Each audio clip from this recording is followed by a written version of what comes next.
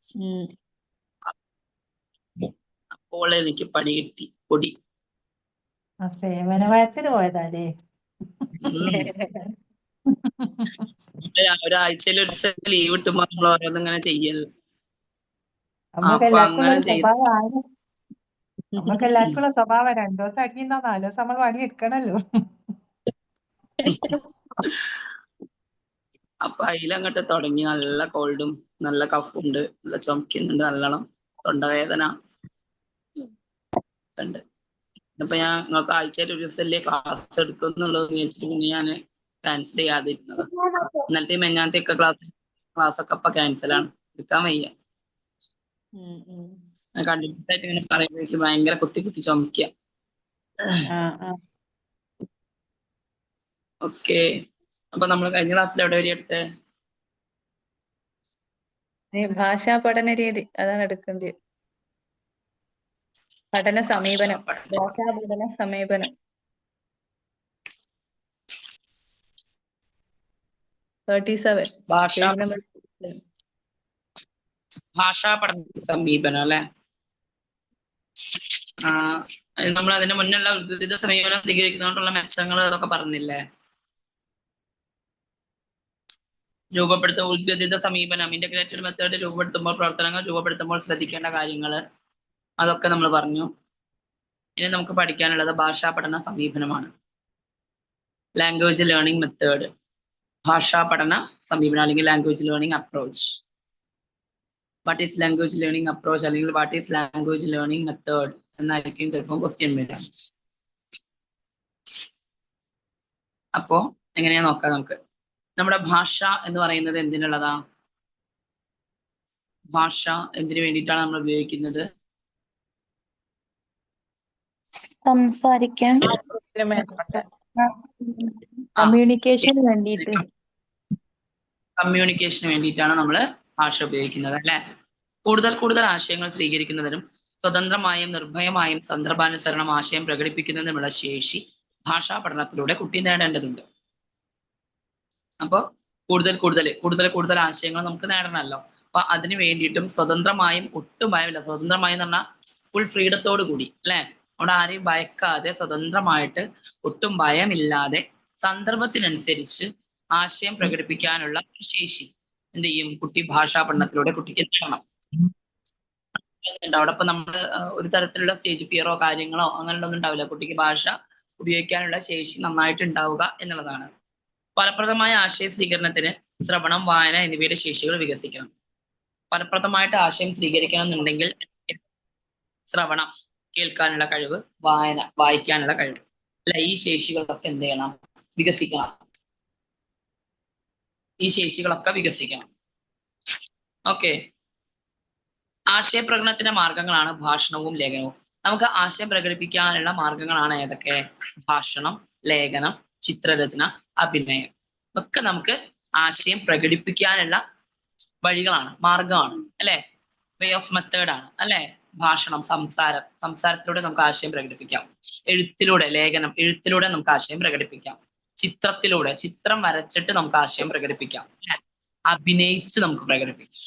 ഇതൊക്കെ ചെയ്യാൻ പറ്റും. നമുക്ക് ആശയം ഇങ്ങനെയൊക്കെ നമുക്ക് എന്ത് ചെയ്യാൻ പറ്റും? പ്രകടിപ്പിക്കാൻ പറ്റും നമ്മുടെ മനസ്സിലുള്ള കാര്യങ്ങൾ.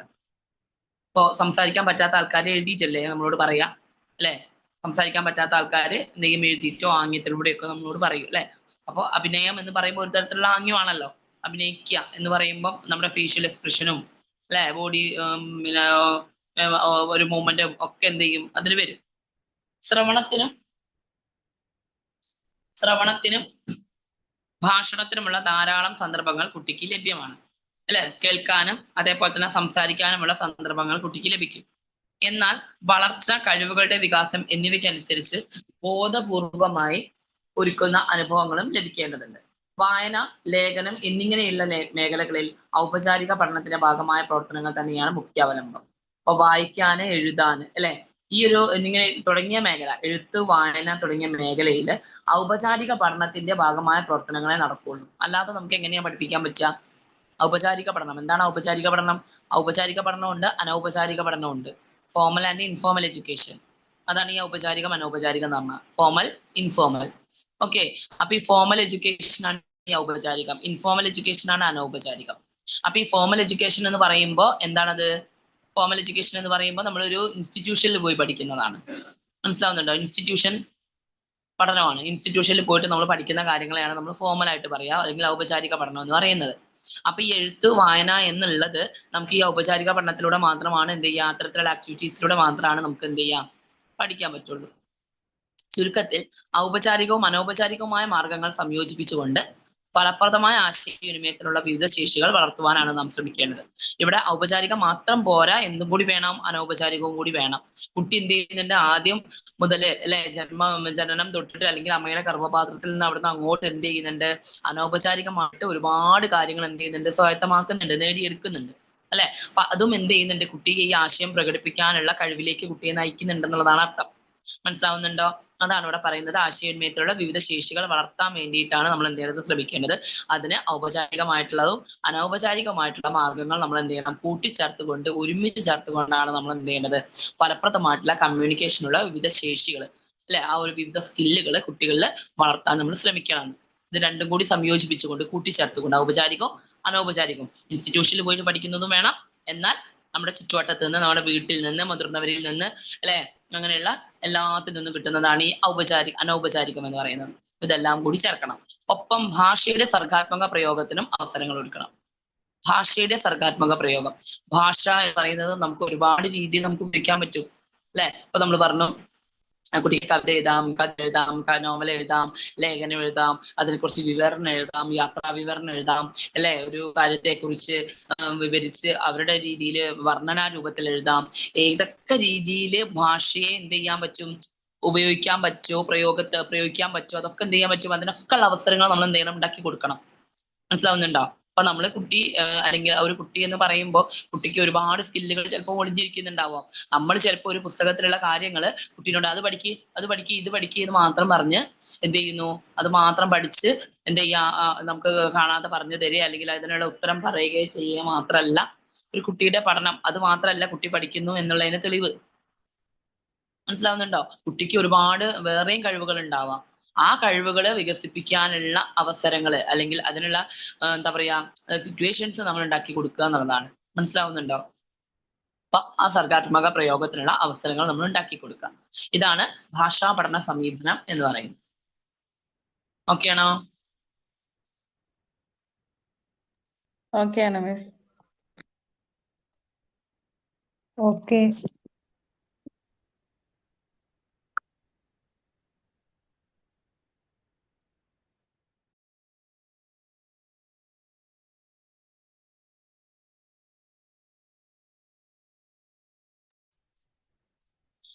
അപ്പൊ അടുത്ത ടോപ്പിക് എന്ന് പറയുന്നത് ഇനി കുട്ടികളുടെ ഭാഷ. അത് നമുക്ക് സാധാരണയായിട്ടുള്ള ഭാഷാ പഠന സമീപനം അപ്പൊ നമ്മൾ പഠിച്ചത്. കോമൺ ആയിട്ട് നമ്മൾ എല്ലാവരും യൂസ് ചെയ്യുന്ന രീതികൾ നമുക്ക് എങ്ങനെയാണ് ഭാഷാ പഠന സംവിധാനം, ലാംഗ്വേജ് ലേണിംഗ് അപ്രോച്ച് എങ്ങനെയാണുള്ളത്. ഇനി കുട്ടികളുടെ ഭാഷാ പഠന രീതി നമ്മളിൽ നിന്നും ഏറെ വ്യത്യസ്തമാണല്ലോ. അപ്പൊ നമ്മൾ ഒരു ആശയം പഠിക്കുക എന്ന് പറയുന്ന രീതിയിലാണോ ഒരു കുട്ടി പഠിക്കുക? അല്ലല്ലോ. അത് കുട്ടി എങ്ങനെയാണ് എന്നുള്ളത് അതാണ് ചിൽഡ്രൻസ് ലാംഗ്വേജ് ലേണിംഗ് അപ്രോച്ച് അല്ലെ, ഭാഷാ പഠന രീതി ചിൽഡ്രൻസ് ലാംഗ്വേജ് ലേണിംഗ് അപ്രോച്ച് എന്ന് വേണമെങ്കിൽ പറയാം. നമുക്ക് 1-ാം ക്ലാസ്സിൽ എത്തുന്ന കുട്ടിക്ക് ആയിരക്കണക്കിന് വാക്കുകൾ അറിയാം അല്ലേ?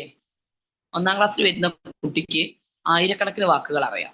കുട്ടി അത് ഇൻസ്റ്റിറ്റ്യൂഷനിൽ പോയി പഠിച്ചതല്ല. LKG UKG ഒക്കെ ഉണ്ടായതല്ലേ. ഇപ്പോഴല്ലേ ഈ LKG UKG ഉണ്ടായത്? പണ്ട് കാലത്ത് LKG UKG ഉണ്ടാവും. നമ്മൾ അംഗനവാടി പോയി കഴിഞ്ഞാൽ നേരെ 1-ാം ക്ലാസ്സിലേക്കല്ലേ പോണേ. ഇപ്പൊ കുറച്ച് കാലഘട്ടത്തിനിടയ്ക്ക് ഒരു 10 വർഷം അല്ലെ, ഒരു 10 വർഷം ആയിട്ടുണ്ടോ എന്ന് എനിക്ക് അറിഞ്ഞൂടാ. ഒരു 10 വർഷത്തിന് 10 വർഷം ആയിട്ടുണ്ട്. 10 വർഷത്തിന് കുറച്ച് ഒരു 10-15 വർഷമായിട്ട് അല്ലെ. ഞാനൊക്കെ പഠിക്കുന്ന കാലത്തൊന്നുമില്ല. ഞാനൊക്കെ 2006 2005 SSLC എഴുതിയ ആളാണ്. അപ്പൊ ആ ഒരു സമയത്തൊന്നും ഞങ്ങൾ പഠിക്കുന്ന കാലത്തൊന്നുമില്ല. ഒരു 10-15 വർഷത്തിന് ഇങ്ങോട്ട് ശേഷം വന്നിട്ടുള്ളതാണ് എന്ത് ഈ LKG UKG എന്ന് പറഞ്ഞിട്ടുള്ള മെത്തേഡ്. അതുവരെ അതൊന്നുമില്ല. അംഗനവാടി പോവാ, 2-3 വർഷം അംഗനവാടി പോകും അല്ലെ. 2-3 വർഷമാണ് അംഗനവാടി പോവുക, ഒരു വർഷം ഒന്നല്ല. ഇപ്പൊ മക്കള് ഒരു വർഷം പോയാൽ മതി. 3 വയസ്സ് മുതൽ 4 വയസ്സ് വരെ anganwadi, 4 to 5, 5 to 6 LKG UKG, അങ്ങനെ ഒരു വർഷം പോയാൽ മതി. പണ്ട് അങ്ങനെ ആയിരുന്നില്ല. 3-4 വർഷം അംഗനവാടി പോയിട്ട് അല്ലെ അവിടുത്തെ നേരെ പോണത് 1-ാം ക്ലാസ്സിലേക്ക് പോണത്. അപ്പോ അങ്ങനെയുള്ള ഈ 1-ാം ക്ലാസ്സിൽ എത്തുന്ന കുട്ടിക്ക് ഈ ആയിരക്കണക്കിന് വാക്കുകൾ കിട്ടിയത് കുട്ടി ഇൻസ്റ്റിറ്റ്യൂഷനിൽ പോയി പഠിച്ചതല്ല, പല സ്കൂളിലോ വേറെ എവിടെയും പോയി പഠിച്ചതല്ല. കുട്ടി എന്ത് ചെയ്തതാ? കുട്ടിക്ക് എവിടുന്നാ കിട്ടിയത്? ഇതൊക്കെ അനൗപചാരികമായിട്ട് കിട്ടിയതാ. ഔപചാരിക അല്ല, ഇൻഫോർമൽ ആയിട്ട് കിട്ടിയതാ, അനൗപചാരികം. മനസ്സിലാവുന്നുണ്ടോ? അനൗപചാരികമായിട്ട് കിട്ടുക എന്ന് പറഞ്ഞു കഴിഞ്ഞാൽ കുട്ടിയുടെ പാരന്റ്സിൽ നിന്ന്, സമൂഹത്തിൽ നിന്ന്, ചുറ്റുവട്ടത്തിൽ നിന്ന്, മുതിർന്നവരിൽ നിന്ന്, ഫ്രണ്ട്സിൽ നിന്ന്, അല്ലെ, പരിസ്ഥിതിയിൽ നിന്ന്, പ്രകൃതിയിൽ നിന്ന്, അല്ലെ, ഒരുപാട് കാര്യങ്ങൾ കുട്ടിക്ക് കിട്ടി. അങ്ങനെ ആയിരക്കണക്കിന് വേർഡ്സ് അല്ലെങ്കിൽ വാക്കുകൾ അറിയാം. അവയെ അർത്ഥപൂർണമായിട്ട് പ്രയോഗിക്കാനും അറിയാം. ശരിയല്ലേ? ആദ്യം സംസാരിക്കാൻ തുടങ്ങുന്ന കുട്ടി 1.5 വയസ്സിൽ സംസാരിക്കാൻ തുടങ്ങും കുട്ടി. 1.5 വയസ്സാകുമ്പോഴേക്ക് കുട്ടികൾ സംസാരിക്കാൻ തുടങ്ങി കഴിഞ്ഞാൽ ഒരു ലോങ് സെന്റൻസ് പറയുന്നല്ല, അല്ലെ? എന്താണ് കക്ക, പൂച്ച, അച്ഛ, അമ്മ, അങ്ങനെയൊക്കെയുള്ള കുഞ്ഞു വേർഡ്സ് ഇങ്ങനെ പറഞ്ഞ് ശരിയായി വരും. അതന്നെ ആദ്യം പറയുമ്പോൾ ശരിയാവൂല. അങ്ങനെയൊക്കെ പറഞ്ഞ് ഒരു 1.5 വയസ്സ് കഴിഞ്ഞ് 2 വയസ്സ് കഴിഞ്ഞ് 2.5 ഒക്കെ ആവുമ്പോഴേക്കും എന്ത് ചെയ്യും? നന്നായിട്ട് പറയും. എന്റെ മോളൊക്കെ അപ്പൊ നല്ല സെന്റൻസ് ആയിട്ട് പറയും. പക്ഷെ ചെറിയ മിസ്റ്റേക്ക് ഒക്കെ ഉണ്ടാവും, അല്ലാതെ വേറെ പ്രശ്നമൊന്നുമില്ല. മനസ്സിലാവുന്നുണ്ടോ? അപ്പൊ എന്ത് ചെയ്യും? അത്യാവശ്യം നന്നായിട്ട് തന്നെ സെന്റൻസ് ആക്കി തന്നെ കുട്ടികൾ പറയാൻ ശ്രമിക്കും. നമ്മൾ പറയുന്ന പോലെ ഇല്ലെങ്കിലും അവർക്ക് അവരുടേതായിട്ടുള്ള രീതിയിൽ അവർ പറയും, അല്ലെ? അവയെ അർത്ഥപൂർണ്ണം, ഒരുപാട് വാക്കുകൾ കുട്ടികൾക്ക് അറിയും. ആ വാക്കുകൾ അർത്ഥപൂർണ്ണമായിട്ട് എവിടെ പ്രയോഗിക്കണമെന്നും കുട്ടിക്ക് അറിയാം. അതെങ്ങനെയാണ് കുട്ടി പഠിച്ചത്? നമ്മളിൽ നിന്ന്, മുതിർന്നവരിൽ നിന്ന് കുട്ടി പഠിച്ചതാ. വ്യാകരണ ഘടന നിലനിർത്തിക്കൊണ്ട് സംസാരിക്കാൻ അറിയാം, അല്ലെ? കുട്ടിക്ക് എങ്ങനെയാ സംസാരിക്കേണ്ടതെന്ന് അറിയാം. അത് ആര് കുട്ടീനെ പഠിപ്പിച്ചു കൊടുക്കാനില്ല. കുട്ടി എന്ത് ചെയ്തതാ? മറ്റുള്ളവർ പറയുന്നത് കേട്ട് മനസ്സിലാക്കി, അല്ലെ, അതിനെ വാച്ച് ചെയ്തിട്ടാണ് കുട്ടി എന്ത് ചെയ്യുന്നതൊക്കെ പഠിക്കുന്നത്. ഇതൊക്കെ കുട്ടി സ്വായത്തമാക്കിയത് എങ്ങനെയാണ്? പരിചിതവും അർത്ഥപൂർണവുമായ സന്ദർഭങ്ങളുമായി പ്രതികരിച്ചുകൊണ്ടാണ്, അല്ലെ? കുട്ടി നിത്യേന കാണുന്ന, കുട്ടിക്ക് പരിചിതമായിട്ടുള്ള അർത്ഥപൂർണമായിട്ടുള്ള സന്ദർഭങ്ങളുമായിട്ട് കുട്ടി എന്ത് ചെയ്തിട്ടുണ്ട്? മിങ്കിളായിട്ടുണ്ട്, കുട്ടി പ്രതികരിച്ചിട്ടുണ്ട്, അതിനോട് കുട്ടി റെസ്പോണ്ട് ചെയ്തിട്ടുണ്ട്, അല്ലെ? അങ്ങനെയാണ് കുട്ടി എന്ത് ചെയ്തിട്ടുള്ളത്? ഇതൊക്കെ പഠിച്ചത്. ക്ലിയർ ആണോ? അല്ലാതെ ആരെയും കുട്ടീനെ പഠിപ്പിച്ചു കൊടുത്തതല്ല. അതായത് കുട്ടി എന്താ ചെയ്തത്? മുതിർന്നവർ ഭാഷ പ്രയോഗിക്കുമ്പോൾ അതിന്റെ പ്രയോഗ സന്ദർഭങ്ങളിൽ നിന്ന് അർത്ഥം ഊഹിക്കുന്നു. അപ്പൊ നമ്മൾ എന്തെങ്കിലും പറയുന്ന സമയത്ത് ചിലപ്പോൾ കുട്ടികൾക്ക് അത് മനസ്സിലാവില്ല. അപ്പൊ എന്റെ മോള് എന്നോട് ചോദിക്കുക, എന്തെങ്കിലുമൊക്കെ ഞാൻ പറയുകയാണെങ്കിൽ എന്നോട് ചോദിക്കുക, അതെന്താ അമ്മ അതെന്താ അങ്ങനെ പറഞ്ഞാല്, അങ്ങനെ ചോദിക്കും എന്നോട്. അപ്പൊ കുട്ടിക്ക് അറിയില്ല അതെന്താ സംഭവം എന്നുള്ളത് അറിയില്ല. അപ്പൊ ഇപ്പൊ ഇന്നലെ മെഞ്ഞാന്നിവിടെ എന്താണ് എൻ്റെ സിസ്റ്ററിലോടെ മോളുടെ ഹസ്ബൻഡിന്റെ പെങ്ങളുടെ മോളുടെ കുഞ്ഞുവാവയുടെ 28 നൂലുകെട്ട് ചടങ്ങുണ്ടായിരുന്നു മെഞ്ഞാന്ന് വ്യാഴാഴ്ച. അപ്പൊ വ്യാഴാഴ്ച ഉണ്ടായപ്പോ ഞാന് മോക്ക് 2.5 വയസ്സ് കഴിഞ്ഞിട്ടല്ലേ, ഞാൻ അവളോട്, നമുക്ക് ഇവിടെ പന്തലൊക്കെ ഇട്ടപ്പോൾ ഇതെന്താ കഞ്ഞാണാണോ എന്ന് ചോദിക്കുന്നുണ്ട്. ഞാൻ പറഞ്ഞ കഞ്ഞാണല്ല, ബാവയുടെ നൂലുകെട്ട് ചടങ്ങാണ്, 28 കേട്ടോ. അപ്പൊ കുട്ടിക്ക് അത് മനസ്സിലാവണില്ല. അപ്പൊ നമ്മളത് മനസ്സിലാവാത്തോണ്ട് കുട്ടീനോട് പറഞ്ഞ്, എന്താ അമ്മ നൂലുകെട്ട്, എന്താ അമ്മ അതെന്താ നൂലുകെട്ട്, ഇതെന്താ നൂലുകെട്ട് എന്നൊക്കെ അങ്ങനെ ചോദിക്കുക. അപ്പൊ ഞാൻ പറഞ്ഞു, കുട്ടിക്ക് മനസ്സിലാവുന്നില്ല. അപ്പൊ ഞാൻ പറഞ്ഞു, കുഞ്ഞാവയുടെ ഹാപ്പി ബർത്ത്ഡേ ആണ് കേട്ടോ എന്ന് പറഞ്ഞു. ഹാപ്പി ബർത്ത്ഡേ ആണെന്ന് പറഞ്ഞു. 28 പിറന്നാള് നമ്മളിങ്ങനെ പറയും ജസ്റ്റ് അങ്ങനെ. അപ്പൊ ഞാൻ പറഞ്ഞു, കുഞ്ഞാവയുടെ ഹാപ്പി ബർത്ത്ഡേ ആണ് കേട്ടോ. അപ്പൊ ഒക്കെ മതി, എനിക്ക് മനസ്സിലായി. അറിയാത്തത് നമ്മളോട് ചോദിക്കും കുട്ടികൾ. ഹാപ്പി ബർത്ത്ഡേ എന്ന് പറഞ്ഞപ്പോൾ അവളുടെ വിചാരം എന്താ? ഹാപ്പി ബർത്ത്ഡേ ആണ്. അപ്പൊ പിന്നെ എല്ലാവരോടും പറഞ്ഞു തുടങ്ങി, കുഞ്ഞാവയുടെ ഹാപ്പി ബർത്ത്ഡേ ആണ്, കേക്ക് മുച്ചും, പായസം ഉണ്ടാവും, അതേപോലെ തന്നെ, അല്ലെ? അതൊക്കെ കിട്ടിയപ്പോ കുട്ടിക്ക് അത് മതി. അപ്പൊ കുട്ടികൾ നമ്മളോട് കുഞ്ഞു കുട്ടികളായാലും നമുക്ക് അവര് നമ്മളോട് ഡൗട്ട് ചോദിക്കുമ്പോൾ നമ്മളത് ക്ലിയർ ചെയ്ത് കൊടുക്കും, ഇങ്ങനെയാണ് എന്നുള്ളത്. പക്ഷെ കുട്ടിക്ക് മനസ്സിലാവുന്ന രീതിയിൽ നമുക്ക് പറഞ്ഞു കൊടുക്കാൻ പറ്റുള്ളൂ. അതിന് ആധികാരികമായിട്ട് ഈ കുട്ടിക്ക് 28 നൂലുകെട്ട് എന്നൊക്കെ പറഞ്ഞാൽ കുട്ടിക്ക് എന്താ അറിയാം? അതറിയില്ല. അപ്പൊ അതാണ് ഇപ്പൊ ഞാൻ ഇവിടെ പറഞ്ഞത്. നമ്മൾ ഭാഷ പ്രയോഗിക്കുമ്പോൾ ആ പ്രയോഗിക്കുന്ന സന്ദർഭങ്ങളിൽ നിന്ന് കുട്ടി എന്ത് ചെയ്യും? അർത്ഥം ഊഹിക്കും. കുട്ടിക്ക് മനസ്സിലാകുന്നില്ലെങ്കിൽ നമ്മളോട് ചോദിക്കുകയും ചെയ്യും, ഇത് ഇതായിരിക്കാം, അല്ലെ, ഇത് ഇതുകൊണ്ടായിരിക്കാം, ഇത് ഇങ്ങനെ ആയിരിക്കാം, ഇതിന്റെ മീനിങ് ഇതായിരിക്കാം, ചിലപ്പോൾ ഒന്ന് ഊഹിക്കുന്നുണ്ടാവാം. ഊഹിച്ചെടുത്ത അർത്ഥം ശരിയാണോ എന്നറിയാൻ വിവിധ സന്ദർഭങ്ങളിൽ ചിലപ്പോൾ പ്രയോഗിച്ചു നോക്കും, അല്ലെ? ചിലപ്പോൾ ഈ ഊഹിച്ചെടുത്ത കുട്ടി ചിലപ്പോൾ നമ്മൾ പറയാതെ തന്നെ ചിലപ്പോൾ ചിലത് ഊഹിച്ചിട്ടുണ്ടാവും. അതെന്ത് ചെയ്യും? അത് ശരിയാണോ എന്ന് അറിയാൻ വേണ്ടിയിട്ട് കുട്ടി എന്ത് ചെയ്യും? ചില സന്ദർഭങ്ങളിൽ കുട്ടീനെ എന്ത് ചെയ്യും? അത് പ്രയോഗിക്കും. മുതിർന്നവർ അനുകൂലമായി പ്രതികരിക്കുന്നുവെങ്കിൽ തന്റെ ഊഹം ശരിയാണെന്ന് ഉറപ്പിക്കും, അല്ലെ? അപ്പൊ അതെന്ത് ചെയ്യും? നമ്മള് കുട്ടി മനസ്സിലാക്കിയ കാര്യം കുട്ടി അനുയോജ്യമായിട്ടുള്ള സന്ദർഭത്തിന്റെ അത് പ്രയോഗിച്ച് അത് നമ്മളെ മുതിർന്നവരുടെ മുന്നിൽ അത് അവതരിപ്പിച്ച് നമ്മുടെ മുതിർന്നവരിൽ നിന്ന് നല്ല റെസ്പോൺസ് ആണ് കിട്ടുന്നതെങ്കിൽ, നല്ലതായിട്ടാണ് നമ്മൾ പ്രതികരിക്കുന്നതെങ്കിൽ, കുട്ടി മനസ്സിൽ വിചാരിച്ചത് അല്ലെങ്കിൽ കുട്ടിയുടെ ഊഹം ശരിയാണെന്ന് കുട്ടി ഉറപ്പിക്കും. സ്റ്റെപ്പായിട്ടാണ് പോണത്, അല്ലെ? ഇങ്ങനെ സ്വന്തമാക്കിയ പദങ്ങളെ അർത്ഥപൂർണമായി സംയോജിപ്പിച്ച് ആശയവിനിമയത്തിനായി സന്ദർഭാനുസരണം പ്രയോഗിച്ചു ഉറക്കും, അല്ലെ? ഇങ്ങനെ എന്ത് ചെയ്യും, ഇത് ശരിയാണെന്ന് കുട്ടി ഉറപ്പിച്ചല്ലോ. അപ്പൊ ഇങ്ങനെ സ്വന്തമാക്കിയിട്ടുള്ള ഒരുപാട് പദങ്ങൾ അതിനെന്ത് ചെയ്യും, അർത്ഥപൂർണമായിട്ട് എന്ത് ചെയ്യും, ഒരുമിച്ച് ചേർത്ത് ആശയവിനിമയത്തിന് വേണ്ടിയിട്ട്, കമ്മ്യൂണിക്കേഷന് വേണ്ടിയിട്ട് സന്ദർഭത്തിനനുസരിച്ച്, സിറ്റുവേഷൻ അനുസരിച്ച് എന്ത് ചെയ്യും, അത് പ്രയോഗിക്കും. ഇതാണ് ചെയ്യുന്നത്. ഇങ്ങനെ കുട്ടികളുടെ ഭാഷാ പഠന രീതി 4 സ്റ്റെപ്പാണുള്ളത്. കുട്ടികളുടെ ഭാഷാ പഠന രീതി. ആ 4 സ്റ്റെപ്പ് ഏതൊക്കെയാണ്? മുതിർന്നവര് ഭാഷ പ്രയോഗിക്കുമ്പോൾ അതിന്റെ പ്രയോഗ സന്ദർഭങ്ങളിൽ നിന്ന് അർത്ഥം കുട്ടി ഊഹിച്ചെടുക്കും, കുട്ടി മനസ്സിലാക്കിയെടുക്കും. ഊഹിച്ചെടുത്ത അർത്ഥം ശരിയാണോ എന്നറിയാൻ വേണ്ടിയിട്ട് എന്ത് ചെയ്യും, ചില സന്ദർഭങ്ങൾ എന്ത് ചെയ്യും, അത് പ്രയോഗിച്ചു നോക്കും. ശരിയാണോ എന്ന് അറിയണ്ടേ കുട്ടിക്ക്. അപ്പോ കുട്ടി പ്രയോഗിച്ചത് ശരിയാണെങ്കിൽ നമ്മൾ മുതിർന്നവർ എന്ത് ചെയ്യും, അതിന് എന്താ പറയാ, അനുകൂലമായിട്ട് അതിനെ റെസ്പോണ്ട് ചെയ്യുന്നുണ്ടെങ്കിൽ കുട്ടി എന്ത് ചെയ്യും, ശരിയാണ്, ഇങ്ങനെ തന്നെയാണ് ഇത് എന്ന് മനസ്സിലാക്കും. എന്നിട്ട് എന്ത് ചെയ്യും, ഈ എന്താ പറയാ നേടിയിട്ടുള്ള പദങ്ങൾ എന്ത് ചെയ്യും, അർത്ഥപൂർണമായിട്ട് കൂട്ടിച്ചേർത്ത് എന്ത് ചെയ്യും, ആശയവിനിമയത്തിന് വേണ്ടിയിട്ട് സന്ദർഭത്തിനനുസരിച്ച് ഉപയോഗിക്കും. അത് തന്നെയാണ് കുട്ടികൾ ഈ സംസാരത്തിലൂടെ ചെയ്യുന്നത്. 1.5 വയസ്സായ കുട്ടി ആദ്യം വലിയ സെന്റൻസ് ഒന്നും പറയുന്നില്ല. ആദ്യം കുഞ്ഞു കുഞ്ഞു കുഞ്ഞു വേർഡ്സ് ഒക്കെ പറയും. പിന്നെ നമ്മൾ ഇങ്ങനെ പറയുന്നത് കേട്ട് കേട്ട് കുട്ടി ഇതൊക്കെ അങ്ങനെ ശ്രദ്ധിച്ച് കുട്ടി ഇതൊക്കെ അങ്ങനെ കേട്ട് ഇങ്ങനെ ഇരിക്കുന്നുണ്ട്. അപ്പൊ കുട്ടിക്ക് ഇതേപോലെ ഒരു സന്ദർഭം കിട്ടുമ്പോൾ കുട്ടി അത് പറഞ്ഞു നോക്കും. അപ്പൊ നമ്മൾ അതിന് തെറ്റൊന്നും പറയുന്നില്ല എന്നുണ്ടെങ്കിൽ കുട്ടിക്ക് മനസ്സിലായി ഇത് ശരിയാണ്. നമ്മൾ ശരിയില്ലെങ്കിൽ ഇപ്പൊ ഞാൻ എന്റെ മോളോട് പറഞ്ഞ പോലെ, അല്ലെങ്കിൽ വേറെ എന്തെങ്കിലും ഉദാഹരണം ആണെങ്കിൽ നമ്മൾ എന്തെങ്കിലും കുട്ടിയോട് പറയാം, അത് അങ്ങനെയല്ല കേട്ടോ മോളെ പറയാ എന്ന് നമ്മൾ പറയില്ലേ, അത് അങ്ങനെയല്ല, അത് ഇങ്ങനെയാണ് എന്ന് നമ്മൾ പറഞ്ഞു കൊടുത്താൽ കുട്ടിക്ക് മനസ്സിലാവും. അല്ല, നമ്മൾ തെറ്റൊന്നും പറയുന്നില്ല, നന്നായിട്ടാണ് പ്രതികരിക്കുന്നതെങ്കിൽ കുട്ടിക്ക് അത് മനസ്സിലായി ശരിയാണ്. അപ്പൊ ഇങ്ങനെ ഈ 4 സ്റ്റെപ്പുകളായിട്ടാണ് കുട്ടിയുടെ ഭാഷാ പഠന രീതി കടന്നു പോകുന്നത്. ക്ലിയർ ആണോ? ക്ലിയർ ആണ്. അപ്പൊ കുട്ടികളുടെ ഭാഷാ പഠന രീതി, define children's language learning method, language learning approach എന്ന് പറഞ്ഞു കഴിഞ്ഞാൽ ഈ 4 സ്റ്റെപ്പ് എഴുതി വെച്ചാൽ മതി. ചിലപ്പോൾ 3 മാർക്കിനൊക്കെ ചിലപ്പോൾ ചോദിക്കാം. ഓക്കെ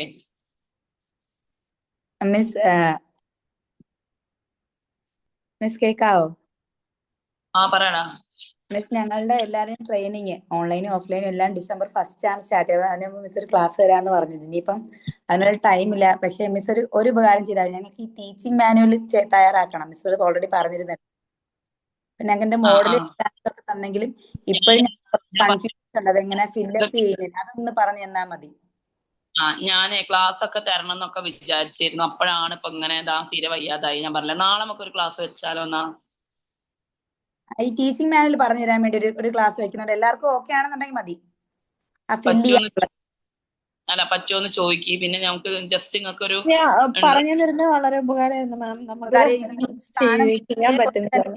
മാനുവലിന്റെ മോഡൽ കണ്ടപ്പം ഞങ്ങൾക്ക് എല്ലാവർക്കും ഒരു കാരണം 2 ടീച്ചർമാർ 2 ടൈപ്പ് മോഡൽ. പിന്നെ നമുക്ക് ഇഷ്ടമുള്ള രീതിയിൽ ഷോർട്ടാക്കി ചെയ്യാന്ന് പറഞ്ഞെങ്കിലേ ചിലതൊക്കെ നമുക്ക് ഇപ്പോഴും അവിടെ എന്താ ഫില്ല് ചെയ്യണത് കറക്റ്റ് ആയിട്ട് ചെയ്തില്ലെങ്കിലും ഇതാവുമല്ലോ. നിങ്ങളുടെ ആ ഫോർമാറ്റ് ഒന്ന് എനിക്ക് അയച്ചുതരാം. അത് ക്ലാസ് ഫോർമാറ്റ് മിസ്സിന് അയച്ചു തരാം. മിസ് നാളെ ഒരു 1 hour ഒന്നും വേണ്ടി വരത്തില്ലല്ലോ ഈ ഇത് പറഞ്ഞു തരാൻ. വേറെ ക്ലാസ് ഒന്നും ചെയ്യണമെന്നില്ല, കുഴപ്പമില്ല. ഇപ്പൊ അത്യാവശ്യം ഐഡിയ ടീച്ചർമാരെ പറഞ്ഞു തന്നു ടോപ്പിക്കുകളൊക്കെ. അതല്ല, നിങ്ങളിപ്പോ നിങ്ങൾക്ക് അയച്ചു തന്നില്ലേ, നമ്മുടെ NS ഗ്ലോബൽ അക്കാദമിയിൽ അയച്ചിട്ടില്ലേ, ഒരു മെത്തേഡ് അയച്ചു തന്നില്ലേ? അത് എനിക്ക് മെത്തേഡ് അയച്ചു തന്നു മിസ്സേ. അതിൽ ഏതെങ്കിലും ഒരു മെത്തേഡ് പറഞ്ഞു തന്നാലും മതി. 2 മെത്തേഡ് അയച്ചതാ. ഞാൻ 2 നോക്കിയിട്ട് ഞാൻ നാളെ പറഞ്ഞുതരാം. നിങ്ങൾക്ക് പറ്റുന്നൊരു പറഞ്ഞോ, ഉച്ചയ്ക്ക് ശേഷം മതി.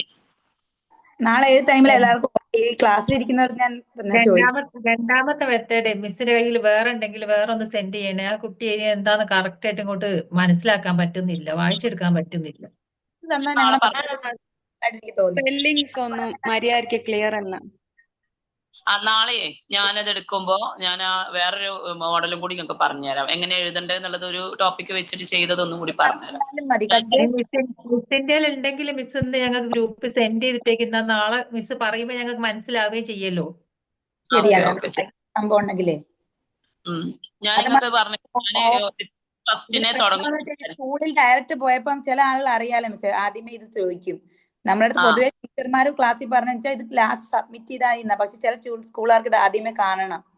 അത് ഞാൻ പറഞ്ഞല്ലോ നിങ്ങളോട്, നിങ്ങൾ ആദ്യം ക്ലാസ്സിൽ പോകുന്നത്. ഞങ്ങൾ പീഡനൊക്കെ പോകുമ്പോ അങ്ങനെ രാവിലെ ടീച്ചിങ് എയ്ഡ്സും നിസത്ത് മാം ഷാന മാമും പറഞ്ഞത് അവരുടെ മുമ്പിൽ ലാസ്റ്റ് സബ്മിറ്റ് ചെയ്താൽ മതി. പക്ഷെ സ്കൂളിൽ ചെന്നപ്പം സ്കൂളിലെ നിയമം വേറെ ആണല്ലോ. അതാണ് അവിടെ ചോദിക്കും. അപ്പൊ അത് നമ്മൾ അറിയാത്തതുകൊണ്ടേ നമ്മൾ ചെയ്തു തുടങ്ങിയില്ലല്ലോ. നമ്മൾ വെറുതെ ടീച്ചിങ് മാനുവൽ എങ്ങനെ ടോപ്പിക് വന്നിട്ടുണ്ടെങ്കിൽ സംസാരിച്ചിട്ടുണ്ടെങ്കിൽ പെട്ടെന്നാണ് December ലാസ്റ്റ് ഒക്കെ ആയിരിക്കും വരുമെന്ന് ഞങ്ങൾ ഓർത്ത. പെട്ടെന്നാണ് കുട്ടി എഴുതിയത് അയച്ചു തന്നെങ്കിലേ ആ കുട്ടി കുറച്ച് കാര്യമായിട്ടുള്ള കഥ പോലെ എഴുതി. സത്യത്തിൽ അത്രയൊന്നും ടീച്ചിങ് മാനുവലിന് വേണ്ട, ഷോർട്ടായിട്ട് എഴുതാൻ ഞാൻ പല മോഡലും നോക്കിയതാ. മിസ്സിന് നിങ്ങൾക്ക് ഒരു വർക്ക് തന്നായിരുന്നു ഒരെണ്ണം തയ്യാറാക്കി കൊണ്ടുവരാൻ. പക്ഷെ മാം അത് ഷോർട്ടായിട്ട് ചെയ്യാതെ അത്രയും വലുതായിട്ട് ചെയ്യേണ്ട കാര്യമില്ലെന്ന് പറഞ്ഞു. രണ്ട് ടീച്ചിങ് മാനുവൽ തന്നിട്ടുണ്ട്. ഒന്ന് ഒരു 52 പേജ് ഉണ്ട്, ഒന്ന് കുറച്ച് ഷോർട്ടാണ്. പക്ഷെ ഷോർട്ട് ആക്കിയത് എന്താ കുട്ടി എഴുതിയത് ഞങ്ങൾക്ക് ക്ലിയർ ആയിട്ട് മനസ്സിലാവുന്നില്ല. ഹാൻഡ് റൈറ്റിംഗ് അങ്ങോട്ട് വായിച്ചെടുക്കാൻ പറ്റുന്നില്ല. ലെസൺ പ്ലാൻ എന്തിനാ 52 പേജൊക്കെ?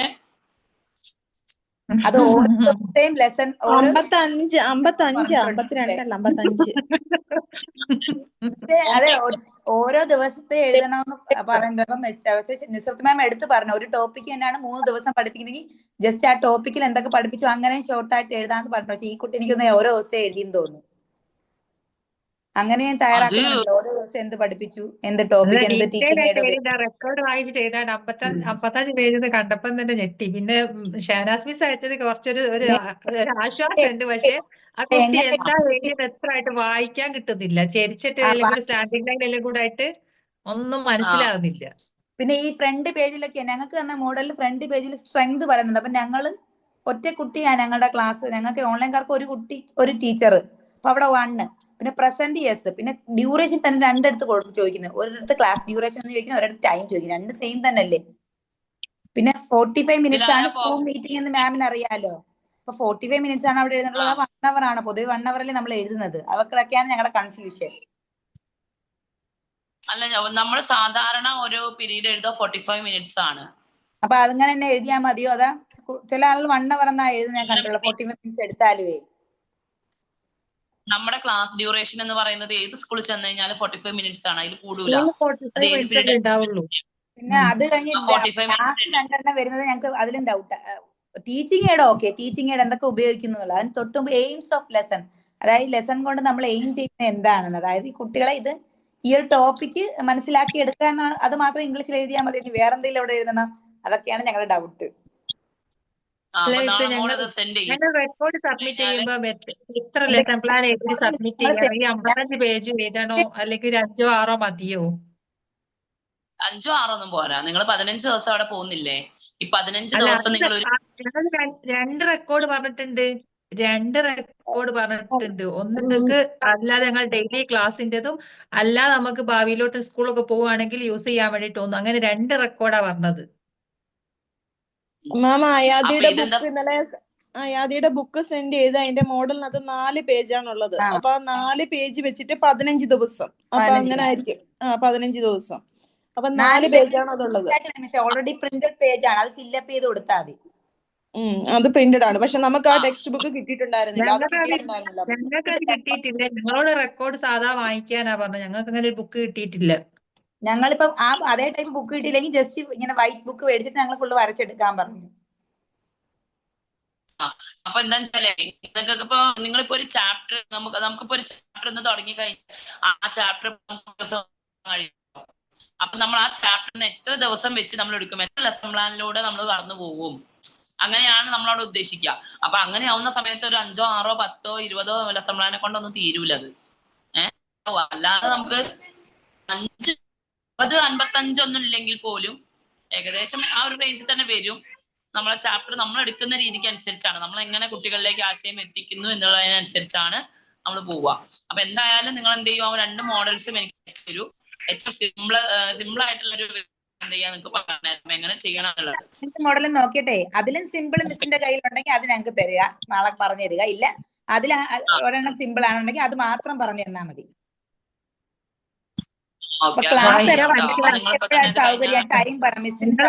ഞങ്ങൾ വായിക്കാൻ മനസ്സിലാവുന്നത് വിടണേ. ലെസൺ പ്ലാൻ വിട്ടിട്ടും കാര്യമില്ല. തീരെ നോക്കിട്ട് വായിക്കാൻ പറ്റിയില്ലെങ്കിലേ പറഞ്ഞു എല്ലാവരും എഴുതി എടുത്താലും മതി. എല്ലാരും നാളെ ആ ഒരു കോപ്പി എല്ലാവരുടെ കയ്യിൽ വേണം. എന്തെങ്കിലും നോട്ട്ബുക്കിലോട്ട് എഴുതിയതേ നമുക്ക് തന്ന മോഡലിന്റെ just name of the student അതെല്ലാം എഴുതി വെച്ചേക്കണം. അതാകുമ്പോ മാമിനും കുറച്ച് എളുപ്പമായിരിക്കും.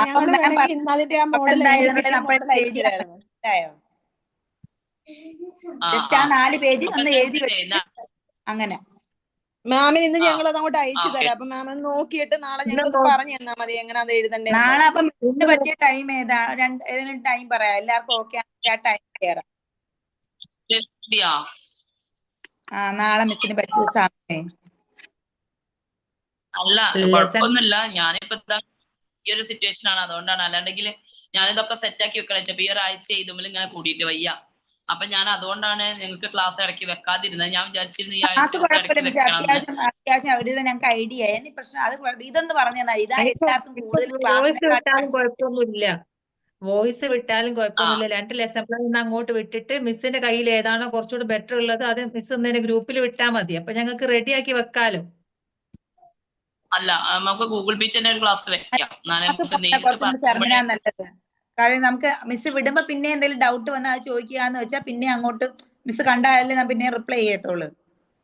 മിസ്സിന് വയ്യാന്ന് പറയാം. അതാണ്. അപ്പൊ മിസ്സിന് അതുകൊണ്ട് വയ്യാത്തോണ്ടാണ് പറഞ്ഞത്. മിസ്സിന് വയ്യാന്ന് പറഞ്ഞിട്ടേ. മിസ് ഇതിന് അതല്ലടാ, വേണ്ടി ഒരുപാട് ടൈം ഡിസംബർ 1-നൊന്നും ഉണ്ടാവും. ജസ്റ്റ് ഒന്ന് പറഞ്ഞു തന്നിട്ട് മിസ്സിന് ക്ലാസ് അല്ല, കട്ടാവും. മൺഡേ ഞങ്ങൾക്ക് മൺഡേ മുതൽ ക്ലാസ് സ്റ്റാർട്ട് ചെയ്യാം. അപ്പൊ അതല്ല, എങ്ങനെ എല്ലാവരും ഓൺലൈൻ ആണോ ഓഫ്ലൈൻ? ആരൊക്കെ ഓഫ്ലൈൻ ഓൺലൈന്? 4 പേര് ഓൺലൈനും ബാക്കിയുള്ളവരെല്ലാം ഓഫ്ലൈനും ചെയ്തേക്കുന്നത്. എല്ലാവർക്കും ആരൊക്കെ ഓഫ്ലൈൻ? ഓൺലൈൻകാർക്കും ATTCക്കാർക്കും എല്ലാവർക്കും തിങ്കളാഴ്ച തന്നെയാണ് തുടങ്ങുന്നത്. പിന്നെ കുറച്ച് അപ്പൊ സ്കൂളുകാർക്ക് ഓൺലൈന് കിട്ടിയതുകൊണ്ട് അവര് മാത്രം ജനുവരി ചെയ്യുന്നുണ്ട്. അല്ല, ജാസ്മിൻ ഓൺലൈൻ ആണോ? ഞാൻ ഓൺലൈനാ മാം. ഞങ്ങൾ എല്ലാരും അപ്പൊ ഓൺലൈനാ. എങ്ങനെയാ ഞങ്ങളെല്ലാരും അതിനുള്ള അല്ല ഇത് ക്ലാസ്സിൽ ഓൺലൈൻ അല്ലേ ഓഫ്ലൈൻ അല്ലേ? എന്താണ് ബാക്കി സോറി എല്ലാരും ഓൺലൈൻകാരാ. അതല്ല, അപ്പൊ ഈ കുട്ടി ഏത് കുട്ടീനെ പഠിപ്പിക്കുക? മിസ്സുമാർ അല്ല മിസ് ഷാന മിസ് തന്നെ ഓരോ കുട്ടിക്കും ഓരോ സ്റ്റുഡന്റിനും ഓരോ കുട്ടിയെ കൊടുത്തിട്ടുണ്ട്. അവരുടെ നമ്പർ നമ്മുടെ ഗ്രൂപ്പിലിട്ട് ഓൺലൈൻ വർക്ക് വേറൊരു ഗ്രൂപ്പ് തുടങ്ങിയിട്ട് മിസ് ഇങ്ങനെ കുട്ടികളെ എല്ലാവർക്കും LKG സ്റ്റുഡന്റിനല്ല കിട്ടിയത്. LKG UKG first standard second standard third fourth fifth അങ്ങനെ കിട്ടിയത്. എനിക്ക് കിട്ടിയെന്ന് വെച്ചാൽ എനിക്ക് ഏറ്റവും വലിയ കുട്ടി മിസ്സിന്റെ മോളെ തന്നെ തന്നത് ഷഹന മാമിന്. എത്ര വയസ്സുള്ള കുട്ടിയാ? 1ാം ക്ലാസ്സാ മിസ്. പക്ഷെ എല്ലാ അസുഖം മിസ്സിന് എളുപ്പം നേരത്തെ ചോദിച്ചാൽ മതിയില്ല എന്താ പഠിപ്പിച്ചു വല്ല മനസ്സിലാവും. എനിക്ക് ഏറ്റവും വലിയ പണിയാ. 5-ലല്ലേ പഠിച്ചത്? എങ്ങനെ സംസാരിച്ച കുട്ടീനോട്?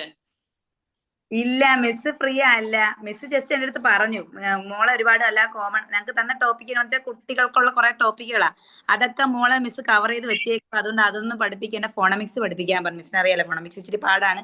ഞാൻ എടുക്കാന്ന് പറഞ്ഞിട്ടുണ്ട്. കൊച്ചു കുട്ടികളെ വേറെ മെത്തേഡിലാണ് എടുക്കുന്നത്. അതിന്റെ ടീച്ചിങ് ഒക്കെ വേറെയാണ്. ഞാൻ ഈ ഉണ്ടാക്കിയിട്ടതെല്ലാം എനിക്ക് വേസ്റ്റ് ആകും. പിന്നെ മിസ്സിന്റെ മോൾ അത്യാവശ്യം പാട്ട് കുട്ടിയാന്ന് മിസ് ക്ലാസ്സിൽ പറഞ്ഞിരുന്ന നല്ല പഠിക്കുക. അതുകൊണ്ട് പിന്നെ ഈ പാട് വേണ്ടി വരത്തില്ല മിക്കവാറും. ഇൻഷാല്ലാ അങ്ങനെ വിചാരിക്കുന്നു. ഓക്കെ, അപ്പൊ എന്തായാലും നമുക്ക് നാളെ നോക്കാം. രാത്രിയാണെങ്കിൽ നമുക്ക് രാത്രി വെക്കാം. എല്ലാവരും രാത്രി ഓക്കെ ഈ ടൈം തന്നെ ആണെങ്കിൽ ഓക്കെ ആണ് എല്ലാരും. പിന്നെ രാത്രി വെച്ചാൽ മതി മിസ്സേ. 8 to 9 വരെ പോകണ്ട. 8 to 8:30 വരെ ഒന്ന് ജസ്റ്റ് പറഞ്ഞു തന്നാ മതി. അത്രേ മിസ്സേ. ഓക്കെ. അപ്പൊ മിസ് മിസ് ആ സമയത്ത് കയറി മിസ്സിനെ വിളിക്കുന്നോണ്ട് പ്രശ്നം വല്ലതും ഉണ്ടോ ഫോണില്? വിട്ടുപോയാലേ? ഇല്ലില്ല, ഞാൻ ഓർമ്മിക്കാം. എന്താ വെച്ചാല് ഇങ്ങനെ ഒരു പെട്ടെന്ന് ഇതാവുന്നുള്ളത് നമ്മൾ പ്രതീക്ഷിക്കുന്നില്ലല്ലോ. അപ്പൊ പെട്ടെന്ന് പ്രതീക്ഷിക്കില്ല.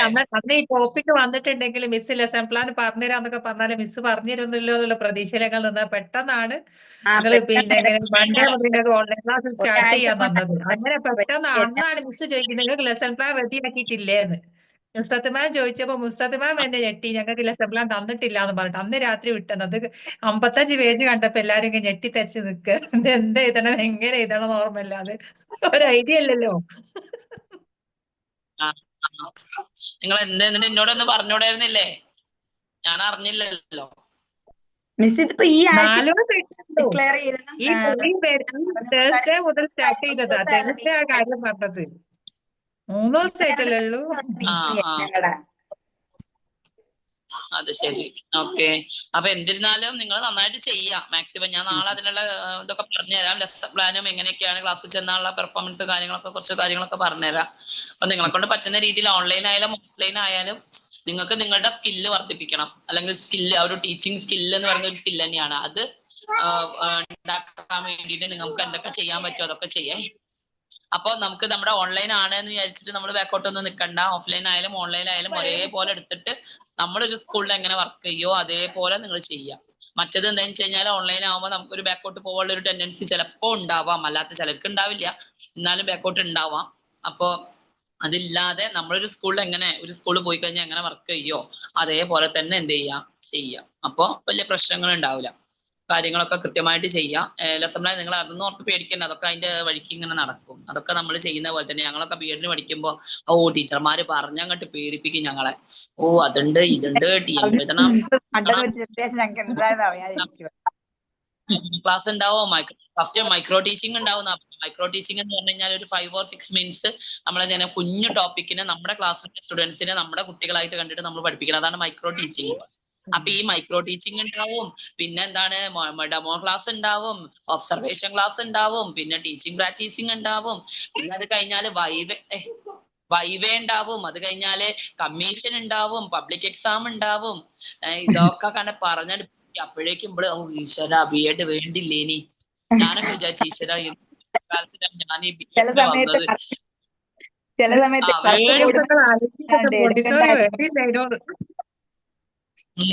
പിന്നെ ഇതൊക്കെ കഴിഞ്ഞ് എല്ലാം നല്ല സൂപ്പർ ആയിട്ടൊക്കെ ചെയ്ത് ഇതൊക്കെ കഴിഞ്ഞ് കമ്മീഷന് വേണ്ടി കഴിഞ്ഞ് എക്സാം എഴുതിയാൽ മതി. എക്സാമിന് വേണ്ടി ഇങ്ങനെ പ്രിപ്പറേഷൻ തുടങ്ങുന്ന സമയത്ത് ഇതാ ഇപ്പൊ ബി.എഡ് നമ്മളൊക്കെ ചെയ്ത് പെർഫെക്റ്റ് ആയിട്ട് ചെയ്യും.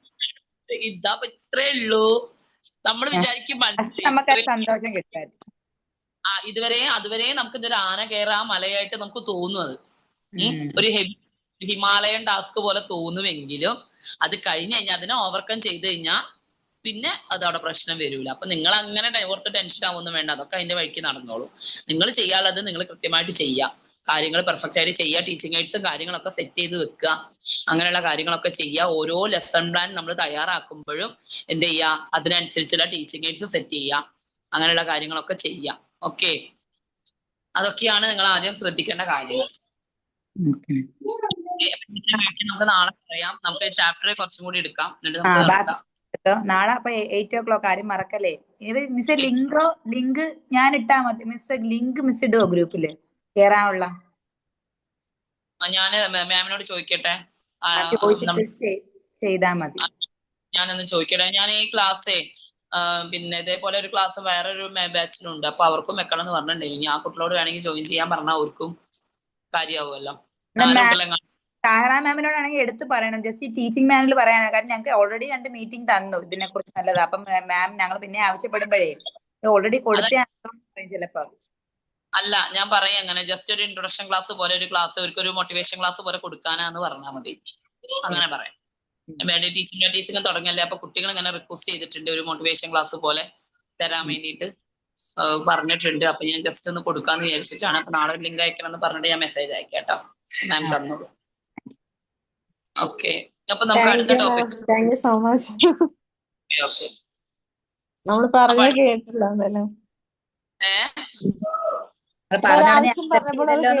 ഭയങ്കര ഉപകാരം. Thank you. ഓക്കെടാ, എന്നെ കൊണ്ട് കഴിഞ്ഞാൽ ഞാൻ ചെയ്തു തരും. നമുക്കിപ്പോ നിങ്ങൾ നേരിൽ കാണുന്നില്ലെങ്കിൽ നിങ്ങളിപ്പോ ഇങ്ങനെ വീഡിയോ ഒക്കെ ഇരുന്ന് തുറന്നിരിക്കുന്നതിനെ കൊണ്ട് നിങ്ങളപ്പോ നല്ല പരിചയമാണല്ലോ. അപ്പൊ അതുകൊണ്ട് നമ്മളെ പറ്റുന്നത് ഞാൻ ചെയ്തു തരും. എന്നെ കൊണ്ട് പറ്റാത്താണെങ്കിൽ ഇപ്പൊ ഞാൻ ഈ ഒരാഴ്ച ഭയങ്കര എന്താ പറയാ തീരെ വയ്യാന്ന് പറഞ്ഞു കഴിഞ്ഞാൽ പോരെ, നല്ല കിടപ്പിലായിരുന്നു. സ്കൂളിൽ പോകും, ക്ലാസ് എടുക്കാൻ പറ്റാത്ത അവസ്ഥ. സ്കൂളിൽ പോയി ഇനിയിപ്പോ ഇത്രയും ദിവസം ലീവ് എടുത്തിട്ട് എങ്ങനെയാന്ന് വെച്ചിട്ട് ലീവ് എടുക്കാതെ പോകും. ക്ലാസ് ചെന്നിട്ട് കൂടുതൽ സംസാരിക്കാൻ വയ്യ, അങ്ങനെയൊക്കെയുള്ള ഓരോ പ്രോബ്ലംസ് ആയിരുന്നു. അപ്പൊ അതുകൊണ്ടാണ്. അപ്പൊ ഞാനിപ്പോ ഇത്രയും പെട്ടെന്ന് നിങ്ങൾക്ക് ഇത് വരുമെന്ന് വിചാരിച്ചില്ല. ഡിസംബർ എന്ന് ഞാൻ കേട്ടിട്ടുണ്ട്, അവിടുന്ന് ആരൊക്കെ എന്നോട് പറഞ്ഞു അത് ഇതില്. പക്ഷെ ഡിസംബർ എന്ന് പറയുമ്പോൾ ഡിസംബർ 1 തന്നെ തുടങ്ങും എന്നുള്ളത് നമുക്ക് അറിയില്ലല്ലോ. ഞങ്ങൾ പ്രതീക്ഷിച്ചില്ല. ഞങ്ങള് ഡിസംബർ ലാസ്റ്റ് ഒക്കെ പ്രതീക്ഷിച്ച്, പക്ഷെ അങ്ങനെ ചിന്തിക്കരുതായിരുന്നു. ഡിസംബർ 1 ഞങ്ങൾ ചിന്തിക്കണായിരുന്നു. ഡിസംബർ എന്ന് പറയുമ്പോ ഡിസംബർ 1 ചിന്തിക്കണം അല്ലെ. അതിപ്പോ മനസ്സിലായി, ഡിസംബർ 1 ചിന്തിക്കണം എന്നുള്ളത്. ഇയാളിപ്പോ എന്താണ് അമൽ മുനീറോ? ഇയാളുടെ പേരെന്തേലും ശരിക്കുള്ള പേര്? എന്റെ പേര് ഷെർമിന. അത് ഇന്നലെ സൂം റെഡിയാക്കിയപ്പോ പേര് കൊടുത്ത പറയാതെ മാറിപ്പോയതാ. പേര് മാറിയല്ലോ. അതെ, ഇന്നലെ സ്വന്തമായിട്ട് സൂം റെഡിയാക്കാൻ പറഞ്ഞേ. സാധാരണ ലിങ്കിലൊക്കെ ജോയിൻ ചെയ്യല. സൈനപ്പ് ചെയ്തില്ലായിരുന്നു. ഇന്നലെ രാത്രി സൈനപ്പ് ചെയ്തപ്പോ മോന്റെ പേര് കൊടുത്തത് അതാ. ഞാനിപ്പോ റെഡിയാക്കണം. എന്റെ പേര് ഷർമിന. ആ ഷർമിനാക്കി ഓർമ്മയുണ്ട്. പക്ഷെ ഞാൻ ഇതിൽ കണ്ടപ്പോൾ ഇതിപ്പോ ഞാൻ വിചാരിച്ച പേരല്ലേ ഇപ്പൊ ഇത് അമൽ മുനീർ ഇത് പാരാ മിസ് ഇത് ഒട്ടുമിക്ക എല്ലാം മക്കളുടെ പേരാ. മക്കളുടെ പേര് മക്കളെ സെറ്റ് ചെയ്ത് വെച്ചേക്കുവാ ഇത്. കുറച്ചുപേരെ പേര് മാറ്റിയിട്ടുള്ളു. അപ്പൊ ഓക്കെ, ഇനി നമുക്ക് അടുത്ത ടോപ്പിക്കിലേക്ക് പോവാം. ക്ലാസ് മുറികളുടെ ഭാഷാ പഠനമാണ്. നമ്മളിപ്പോ കോമൺ ആയിട്ട് നമ്മൾ ഭാഷാ പഠന രീതി എന്താന്ന് പഠിച്ചു. കുട്ടികളുടെ ഭാഷാ പഠന അല്ലോ സൗണ്ട് ഉണ്ടാക്കാതിരിക്കേ. ക്ലാസ് മുറികളുടെ ഭാഷാ പഠന രീതി, കുട്ടികളുടെ ഭാഷാ പഠന രീതി, ഭാഷാ പഠന രീതി, ഇത് മൂന്നാണ് ഇപ്പൊ നമ്മൾ പഠിച്ചുകൊണ്ടിരിക്കുന്നത്. ഇപ്പൊ ലാസ്റ്റ് വൺ ആണ് ക്ലാസ് മുറികളുടെ ഭാഷാ പഠനം എങ്ങനെയാണെന്ന്. സ്വാഭാവികമായ ഈ രീതി തന്നെ പ്രാഥമിക ക്ലാസ്സുകളിലെ പഠനത്തിലും സ്വീകരിക്കുകയാണ് അഭികാമ്യം. അതുകൊണ്ട് ഈ രീതി തന്നെയാണ് ക്ലാസ് മുറികൾ ഇപ്പൊ നമ്മൾ പറഞ്ഞ രീതിയിലുള്ള രീതികൾ തന്നെയാണ് നമ്മൾ എന്ത് ചെയ്യേണ്ടത്, നമ്മുടെ ക്ലാസ് മുറികളുടെ പഠനത്തിന് നമ്മൾ എന്ത് ചെയ്യേണ്ടത്, സ്വീകരിക്കേണ്ടത്. അർത്ഥപൂർണമായ സാഹചര്യത്തിൽ സ്വാഭാവികമായി ഇടപെട്ട് തന്റെ ഭാഷാശേഷികൾ വികസിപ്പിക്കുന്നതിനുള്ള വൈവിധ്യമായ പഠനാനുഭവങ്ങൾ ക്ലാസ് ഒരുക്കണം. ഓക്കെ, അർത്ഥപൂർണമായ സാഹചര്യം, കൃത്യമായിട്ടുള്ള ഒരു സാഹചര്യത്തില് സ്വാഭാവികമായിട്ട് ഇടപെട്ടിട്ട് തന്റെ ഭാഷാശേഷികൾ എന്ത് ചെയ്യണം, വികസിപ്പിക്കാൻ വേണ്ടിയിട്ടുള്ള വൈവിധ്യമായ ഉണ്ടാക്കുന്നത് കണ്ടില്ലേ?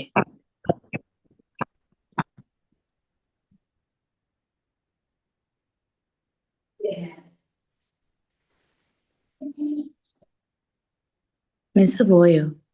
ഞാൻ പോയില്ല, എന്റെ മോളെ ചീത്ത പറയാൻ വേണ്ടി ശബ്ദം ഉണ്ടാക്കി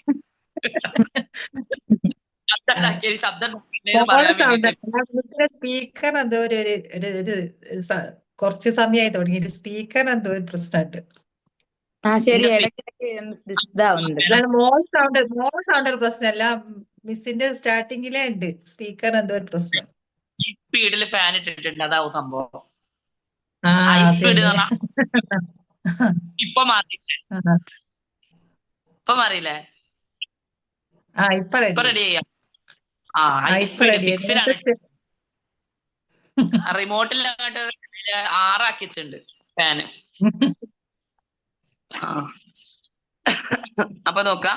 അപ്പൊ അർത്ഥപൂർണമായ സാഹചര്യത്തിൽ സ്വാഭാവികമായി ഇടപെട്ട് തന്റെ ഭാഷാശേഷികൾ വികസിപ്പിക്കുന്നതിനുള്ള വൈവിധ്യമായ പഠനാനുഭവങ്ങൾ ക്ലാസ് റൂമിൽ നമ്മൾ ഒരുക്കി കൊടുക്കണം. നല്ല കുട്ടികൾക്ക് അനുയോജ്യമായിട്ടുള്ള സാഹചര്യം, അതാണ് ഈ അർത്ഥപൂർണമായ സാഹചര്യം എന്ന് പറഞ്ഞാൽ. അങ്ങനെയുള്ള സാഹചര്യത്തിൽ നമ്മൾ സ്വാഭാവികമായിട്ട് ഇടപെടുക. നമ്മൾ അവിടെ ഒരു യാന്ത്രികത്വം ഫീൽ ചെയ്യാൻ പാടില്ല. യാന്ത്രികത്വം ഫീൽ ചെയ്യാതെ സ്വാഭാവികമായിട്ട് കുട്ടികളോട് ഇടപെട്ടിട്ട് അല്ലെ തന്റെ ഭാഷാശേഷികൾ വികസിപ്പിക്കാനുള്ള വൈവിധ്യമായിട്ടുള്ള പഠനാനുഭവങ്ങളാണ് നമ്മൾ എന്ത് ചെയ്യേണ്ടത്, ക്ലാസ് റൂമിൽ കൊടുക്കേണ്ടത്. അല്ലാതെ കുട്ടിക്ക് അത് യാന്ത്രികമായിട്ടുള്ള ഒരു കാര്യമായിട്ട് തോന്നരുത്. യൂഷ്വലി നമ്മൾ ഉപയോഗിക്കുന്ന രീതിയിൽ അല്ലെങ്കിൽ ചെയ്യുന്ന രീതിയിലുള്ള കാര്യങ്ങൾ തന്നെ കുട്ടിക്ക് കൊടുക്കുക. അപ്പൊ കുട്ടി അതിനനുസരിച്ച് അതിനോട് പ്രതികരിക്കുകയും അത് ഉപയോഗിക്കുകയും അത് ചെയ്യുകയൊക്കെ ചെയ്യല്ലോ. അപ്പൊ അവിടെ എന്ത് ചെയ്യും, ആ ഒരു ലാംഗ്വേജ് എന്ത് ചെയ്യും, വർദ്ധിക്കും.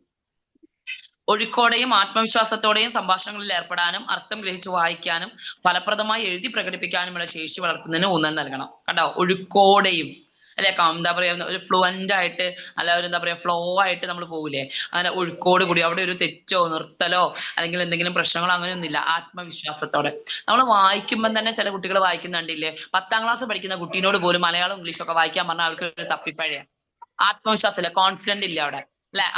വായിക്കുമ്പോ എന്തൊക്കെയാ സ്പെല്ലിംഗ് മിസ്റ്റേക്ക് വായിക്കാന്ന് അറിയില്ല അല്ലെ. അപ്പൊ നമ്മളത് പറഞ്ഞു കൊടുക്കുമ്പോ അപ്പൊ മനസ്സിലാവും അല്ലെ. ഇപ്പം കുട്ടിക്ക് ഇപ്പം പിന്നെ ഇന്നിപ്പോ ഞാനൊരു 10ാം ക്ലാസ്സിൽ ഞാൻ എക്സാം നടത്തിയപ്പോ അവിടെ പിന്നെ ഒരു ചെറിയൊരു വേർഡാണ്, പക്ഷെ ആ ഒരു വേർഡ് തന്നെ പല അർത്ഥമുണ്ട്, 2 അർത്ഥത്തിലുള്ളതുണ്ട്. ഇപ്പൊ ഒരു മലയാളത്തിലാണെങ്കിൽ ഒരു വേർഡ് ശുദ്ധിയും അശുദ്ധിയും. എന്താണ് ശുദ്ധിയും അശുദ്ധിയും തമ്മിലുള്ള വ്യത്യാസം? ശുദ്ധി എന്ന് പറഞ്ഞാൽ നല്ല വൃത്തിയുള്ള എന്നുള്ള അർത്ഥത്തിലാണ്. അശുദ്ധി എന്ന് പറഞ്ഞാൽ വൃത്തിയില്ലാത്തത്. പക്ഷെ കുട്ടി വിചാരിക്കുന്നത് എന്താ, അശുദ്ധി ആയാലും ശുദ്ധി ആയാലും കണക്കാന്ന്. അവിടെ തെറ്റുണ്ടോ? അല്ലേ? ചില കുട്ടികൾ അങ്ങനെ വിചാരിക്കും. അത്രയും നല്ല ഉത്സാഹമുള്ള കുട്ടികളാണെങ്കിൽ പോലും ചില കുട്ടികൾ അങ്ങനെ വിചാരിക്കും. മനസ്സിലാവുന്നുണ്ടോ? അപ്പൊ അതാണ് നമ്മൾ പറയുന്നത്. അവിടെ പിന്നെ അവിടെ പല ആ ഒരു വേർഡിന് തന്നെ നല്ല ഡിഫറൻസ് ഉണ്ട് അല്ലെ, ശുദ്ധിയും അശുദ്ധിയും അല്ലെ. അങ്ങനെ പറയുമ്പോ ഇവിടെ ആത്മവിശ്വാസം ഇല്ലാതെ പറയാ, കുട്ടികൾ അത് മനസ്സിലാക്കുന്നില്ല, ഒന്നിന്റെയും അർത്ഥം മനസ്സിലാക്കാതെ പഠിക്കുക, ആത്മവിശ്വാസം ഇല്ലാതെ.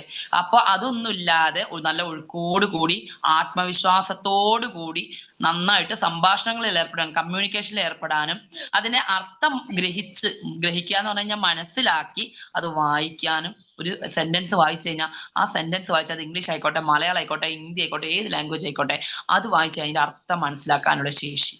അല്ലെ? അത് മനസ്സിലാക്കാനും ഫലപ്രദമായിട്ട് എഴുതി പ്രകടിപ്പിക്കാനും അത് മനസ്സിലാക്കിയിട്ട് അത് ഫലപ്രദമായിട്ട് കുട്ടിക്ക് സ്വയം എഴുതി പ്രകടിപ്പിക്കാനുമുള്ള ശേഷി വളർത്താൻ എന്ത് ചെയ്യണം? നമ്മളെ പ്രാധാന്യം നൽകണം. പിന്നെ പറഞ്ഞിട്ടുള്ളത് യാന്ത്രികമായ അഭ്യാസം, മനഃപ്പാഠമാക്കൽ എന്നിവ ഒഴിവാക്കണം. അല്ലെ? നമ്മൾ എപ്പോഴും പറയുന്നതാണത്. യാന്ത്രികമായിട്ടുള്ള കാര്യങ്ങൾ, വെറുതെ എന്തൊക്കെയോ കുട്ടികൾ ഒന്നിനോടൊന്നൊരു ബന്ധമില്ലാതെ ഒന്നും മനസ്സിലാവാത്ത രീതിയിലുള്ള ഒരുപാട് ആക്ടിവിറ്റീസ് കുട്ടികളെ കൊണ്ട് ചെയ്യിപ്പിച്ചിട്ട് കാര്യമില്ല. മനഃപ്പാഠമാക്കുക, ബൈഹാർട്ടാക്കുക. അത് ബൈഹാർട്ടാക്കല് നമുക്ക് ആർക്കും ഇഷ്ടമല്ലാത്തതാണല്ലോ ബൈഹാർട്ടാക്കുക എന്ന് പറഞ്ഞു കഴിഞ്ഞാൽ. അപ്പൊ ഈ മനഃപ്പാഠമാക്കുക എന്ന് പറഞ്ഞു കഴിഞ്ഞാൽ ഒരു യാന്ത്രികം തന്നെയാണ്. യാന്ത്രികമായിട്ട് നമ്മൾ ചെയ്യുന്ന ഒരു കാര്യമാണത്. അല്ലെ? നമ്മൾ എന്താണെന്നൊന്നും മനസ്സിലാക്കാതെ വെറുതെ എന്തൊക്കെയോ നമ്മൾ ബൈഹാർട്ട് ചെയ്ത് വെച്ച് അത് പഠിക്കുക എന്നുള്ളതാണ്. അപ്പൊ അതൊക്കെ എന്ത് ചെയ്യണം? നമ്മൾ ഒഴിവാക്കണം. പിന്നെ വാമൊഴിയിൽ നിന്ന് പടിപടിയായി വരമൊഴിയിലേക്ക് എന്ന സമീപനം സ്വീകരിക്കണം. ഭാഷയ്ക്ക് 2 ഭേദങ്ങളുണ്ട്. വാമൊഴിയുണ്ട്, വരമൊഴിയുണ്ട്. വാമൊഴി എന്ന് പറഞ്ഞു കഴിഞ്ഞാൽ സംസാര ഭാഷയാണ്. വരമൊഴി എന്ന് പറഞ്ഞ എഴുത്തു ഭാഷയാണ്. സ്പീച്ച് ആൻഡ് റൈറ്റിംഗ് അല്ലേ മിസ്? ആ speech and writing, speaking and writing അല്ലേ മിസ് ഇപ്പൊ പറഞ്ഞത്? അല്ല. സ്പീക്കിംഗ് വേറെ, അത് എഴുത്ത് വായന. പക്ഷെ ഇത് നമ്മുടെ മലയാള ഭാഷയെ എടുക്കുകയാണെങ്കിൽ മലയാള ഭാഷയ്ക്ക് തന്നെ വാമൊഴിയുണ്ട്, വരമൊഴിയുണ്ട്. ഇംഗ്ലീഷ് എങ്ങനെ വരും മിസ്സേ വാമൊഴി എന്ന് പറയുന്നത്? വാമൊഴി എന്ന് പറയുന്നത് നമ്മുടെ സംസാര ഭാഷ, സ്പീക്കിംഗ് ലാംഗ്വേജ് തന്നെയാണ്. ഇപ്പൊ ഞാനൊരു ഉദാഹരണം പറയാം. നമ്മുടെ പ്രദേശം, ഇപ്പൊ ഞാൻ മലപ്പുറംകാരിയാണ്, ഞാൻ മലപ്പുറത്താണ്. അപ്പൊ ഞാൻ ഈ സംസാരിക്കുന്ന ഭാഷയിലായിരിക്കില്ല ഞാൻ എഴുതുക. എന്റെ ലാംഗ്വേജ് അവിടെ ചേഞ്ച് ആവും. അല്ലെ? ഞാനിപ്പോ എന്റെ മലപ്പുറത്തെ ഏരിയയിൽ പറയുന്ന സംസാര ഭാഷയാണ്. അപ്പൊ ഞാൻ ഞങ്ങളോട് നാള് പറഞ്ഞിട്ടുണ്ട്, ഞാൻ ഇവിടെ കല്യാണം കഴിച്ച് വന്ന സമയത്ത് ഇവിടെ പല വേർഡ്സ് ഉപയോഗിക്കുന്നത് എനിക്ക് അറിയില്ലേനൊന്നും. ഞാൻ കോഴിക്കോട്ടുകാരിയാണ്. ശരി, എനിക്കും അറിയത്തില്ല. ഞാൻ കോഴിക്കോടാണ് ജനിച്ചു. ഞാൻ കോഴിക്കോട് ഫറോക്ക് ആ ഏരിയയാണ്. കോഴിക്കോട് ഞാൻ Kozhikode government arts and science കോളേജിലാണ് പഠിച്ചത്. രാമകൃഷ്ണ മിഷൻ ഹയർ സെക്കൻഡറി സ്കൂളാണ് +2 പഠിച്ചത്. ഒക്കെ കോഴിക്കോടാണ്. ആ സ്കൂളൊക്കെ അറിയോ? രാമകൃഷ്ണ മിഷൻ സ്കൂളൊക്കെ അറിയോ? ആർട്സ് കോളേജൊക്കെ അറിയില്ല. ഗവൺമെന്റ് ആർട്സ് ആൻഡ് സയൻസ് കോളേജിലാണ് പഠിച്ചതൊക്കെ. ഡിഗ്രിക്കൊക്കെ പഠിച്ചത് അവിടെയാണ്. അപ്പോ ഞാൻ കോഴിക്കോട്ടുകാരി. ഞാനിപ്പോ ഇവിടെ മലപ്പുറം ജില്ലയിലാണ് കൂടുതൽ പഠിപ്പിച്ചത്. അപ്പൊ ഞാൻ സ്കൂളിലൊക്കെ സംസാരിക്കുമ്പോൾ ടീച്ചർ, ഞാൻ ആദ്യം തന്നെ ഒരു സ്കൂളിലേക്ക് ചെന്ന് അവിടെ ജോയിൻ ചെയ്ത് നമ്മൾ ക്ലാസ് എടുക്കുമ്പോൾ ടീച്ചർ ഇവിടുത്തെ കാര്യം അല്ലേ എന്ന് ചോദിക്കും. എന്നുവെച്ചാൽ അവര് പറയുന്നതിൽ നിന്ന് കുറെ ഡിഫറൻസ് ഉണ്ടാവും. നമ്മൾ പറയുന്ന വേർഡ്സും കാര്യങ്ങളും നമ്മൾ ഉപയോഗിക്കുന്ന ശൈലിയൊക്കെ ചിലപ്പോൾ ഡിഫറൻസ് ഉണ്ടാവും. അപ്പൊ ഞാൻ കല്യാണം കഴിഞ്ഞ് വന്നപ്പോൾ തന്നെ എന്റെ അമ്മായിയമ്മ എന്നോട് പറയും, മൂച്ചീൻ്റെ ചോട്ടില് എനിക്ക് എന്താ മൂച്ചിന്ന് അറിയില്ലേനും. മൂച്ചി എന്ന് പറഞ്ഞാൽ മാവാണ്. ഞാൻ മൂച്ചി എന്ന് പറയാറില്ല, ഞങ്ങൾ മാവൂന്നേ പറയാറുള്ളൂ. മൂച്ചീൻ്റെ ചോട്ടിൽ അറിയും. മൂച്ചി എന്ന് പറഞ്ഞു കഴിഞ്ഞാൽ ഇവിടേക്ക് മാവാണ്. മാവില്ലേ, നമ്മുടെ മാങ്ങ ഉണ്ടാക്കുന്ന മാവ്, അതാണ് ഈ മൂച്ചി എന്ന് പറഞ്ഞാല്. എനിക്കറിയില്ലേനും. അപ്പൊ ഈ ഒരു പ്രാദേശിക ഭാഷ, അതാണ് സംഭവം. അപ്പൊ ഒരു പ്രാദേശിക ഭാഷ എന്ത് ചെയ്യും? ഓരോ ദേശത്തേക്ക് ചേഞ്ച് ആവും. നമ്മളെല്ലാവരും കേരളീയരാണ്. ഈ കേരളത്തിലെ 14 ജില്ലകളിലും ഒരേ ലാംഗ്വേജ് അല്ല. മലയാളമാണ്. മലയാളത്തിന്റെ പല വേർഷൻസ് ആണ്. അല്ലെ? മലയാളമാണ് മാതൃഭാഷ, മലയാളമാണ്. നമ്മുടെ കേരളീയരുടെ മാതൃഭാഷ മലയാളമാണ്. പക്ഷേ ആ മാതൃഭാഷയുടെ തന്നെ പല വേർഷൻസ് ആണ് നമ്മൾ ഉപയോഗിക്കുക. അല്ലെ? ഇപ്പൊ ഒരു പരസ്യം ഉണ്ടല്ലോ, തേയിലയുടെ പരസ്യം, ചായപ്പൊടിയുടെ ഒരു പരസ്യം ഇല്ലേ, എന്താണ് കീനീനോ എന്താ കൊരക്ക്, നല്ല രാത്രി ഭയങ്കര കൊരയേനി. പിന്നെ അതേപോലെ തന്നെ 2 ലേഡീസ് വീട്ടിലേക്ക് വരുമ്പോ അങ്ങനെ എന്തോന്ന് പറയുന്ന കീയ, എന്താ അപ്പി നോക്കും. നമ്മൾ എന്ന് പറയുന്നത് എന്തിനാ? കുട്ടികൾ അപ്പിടുന്നതിനാണ് നമ്മൾ അപ്പി എന്ന് പറയാ. ഞങ്ങളൊക്കെ പറയാ എന്താണ്? കുട്ടികൾ അപ്പി.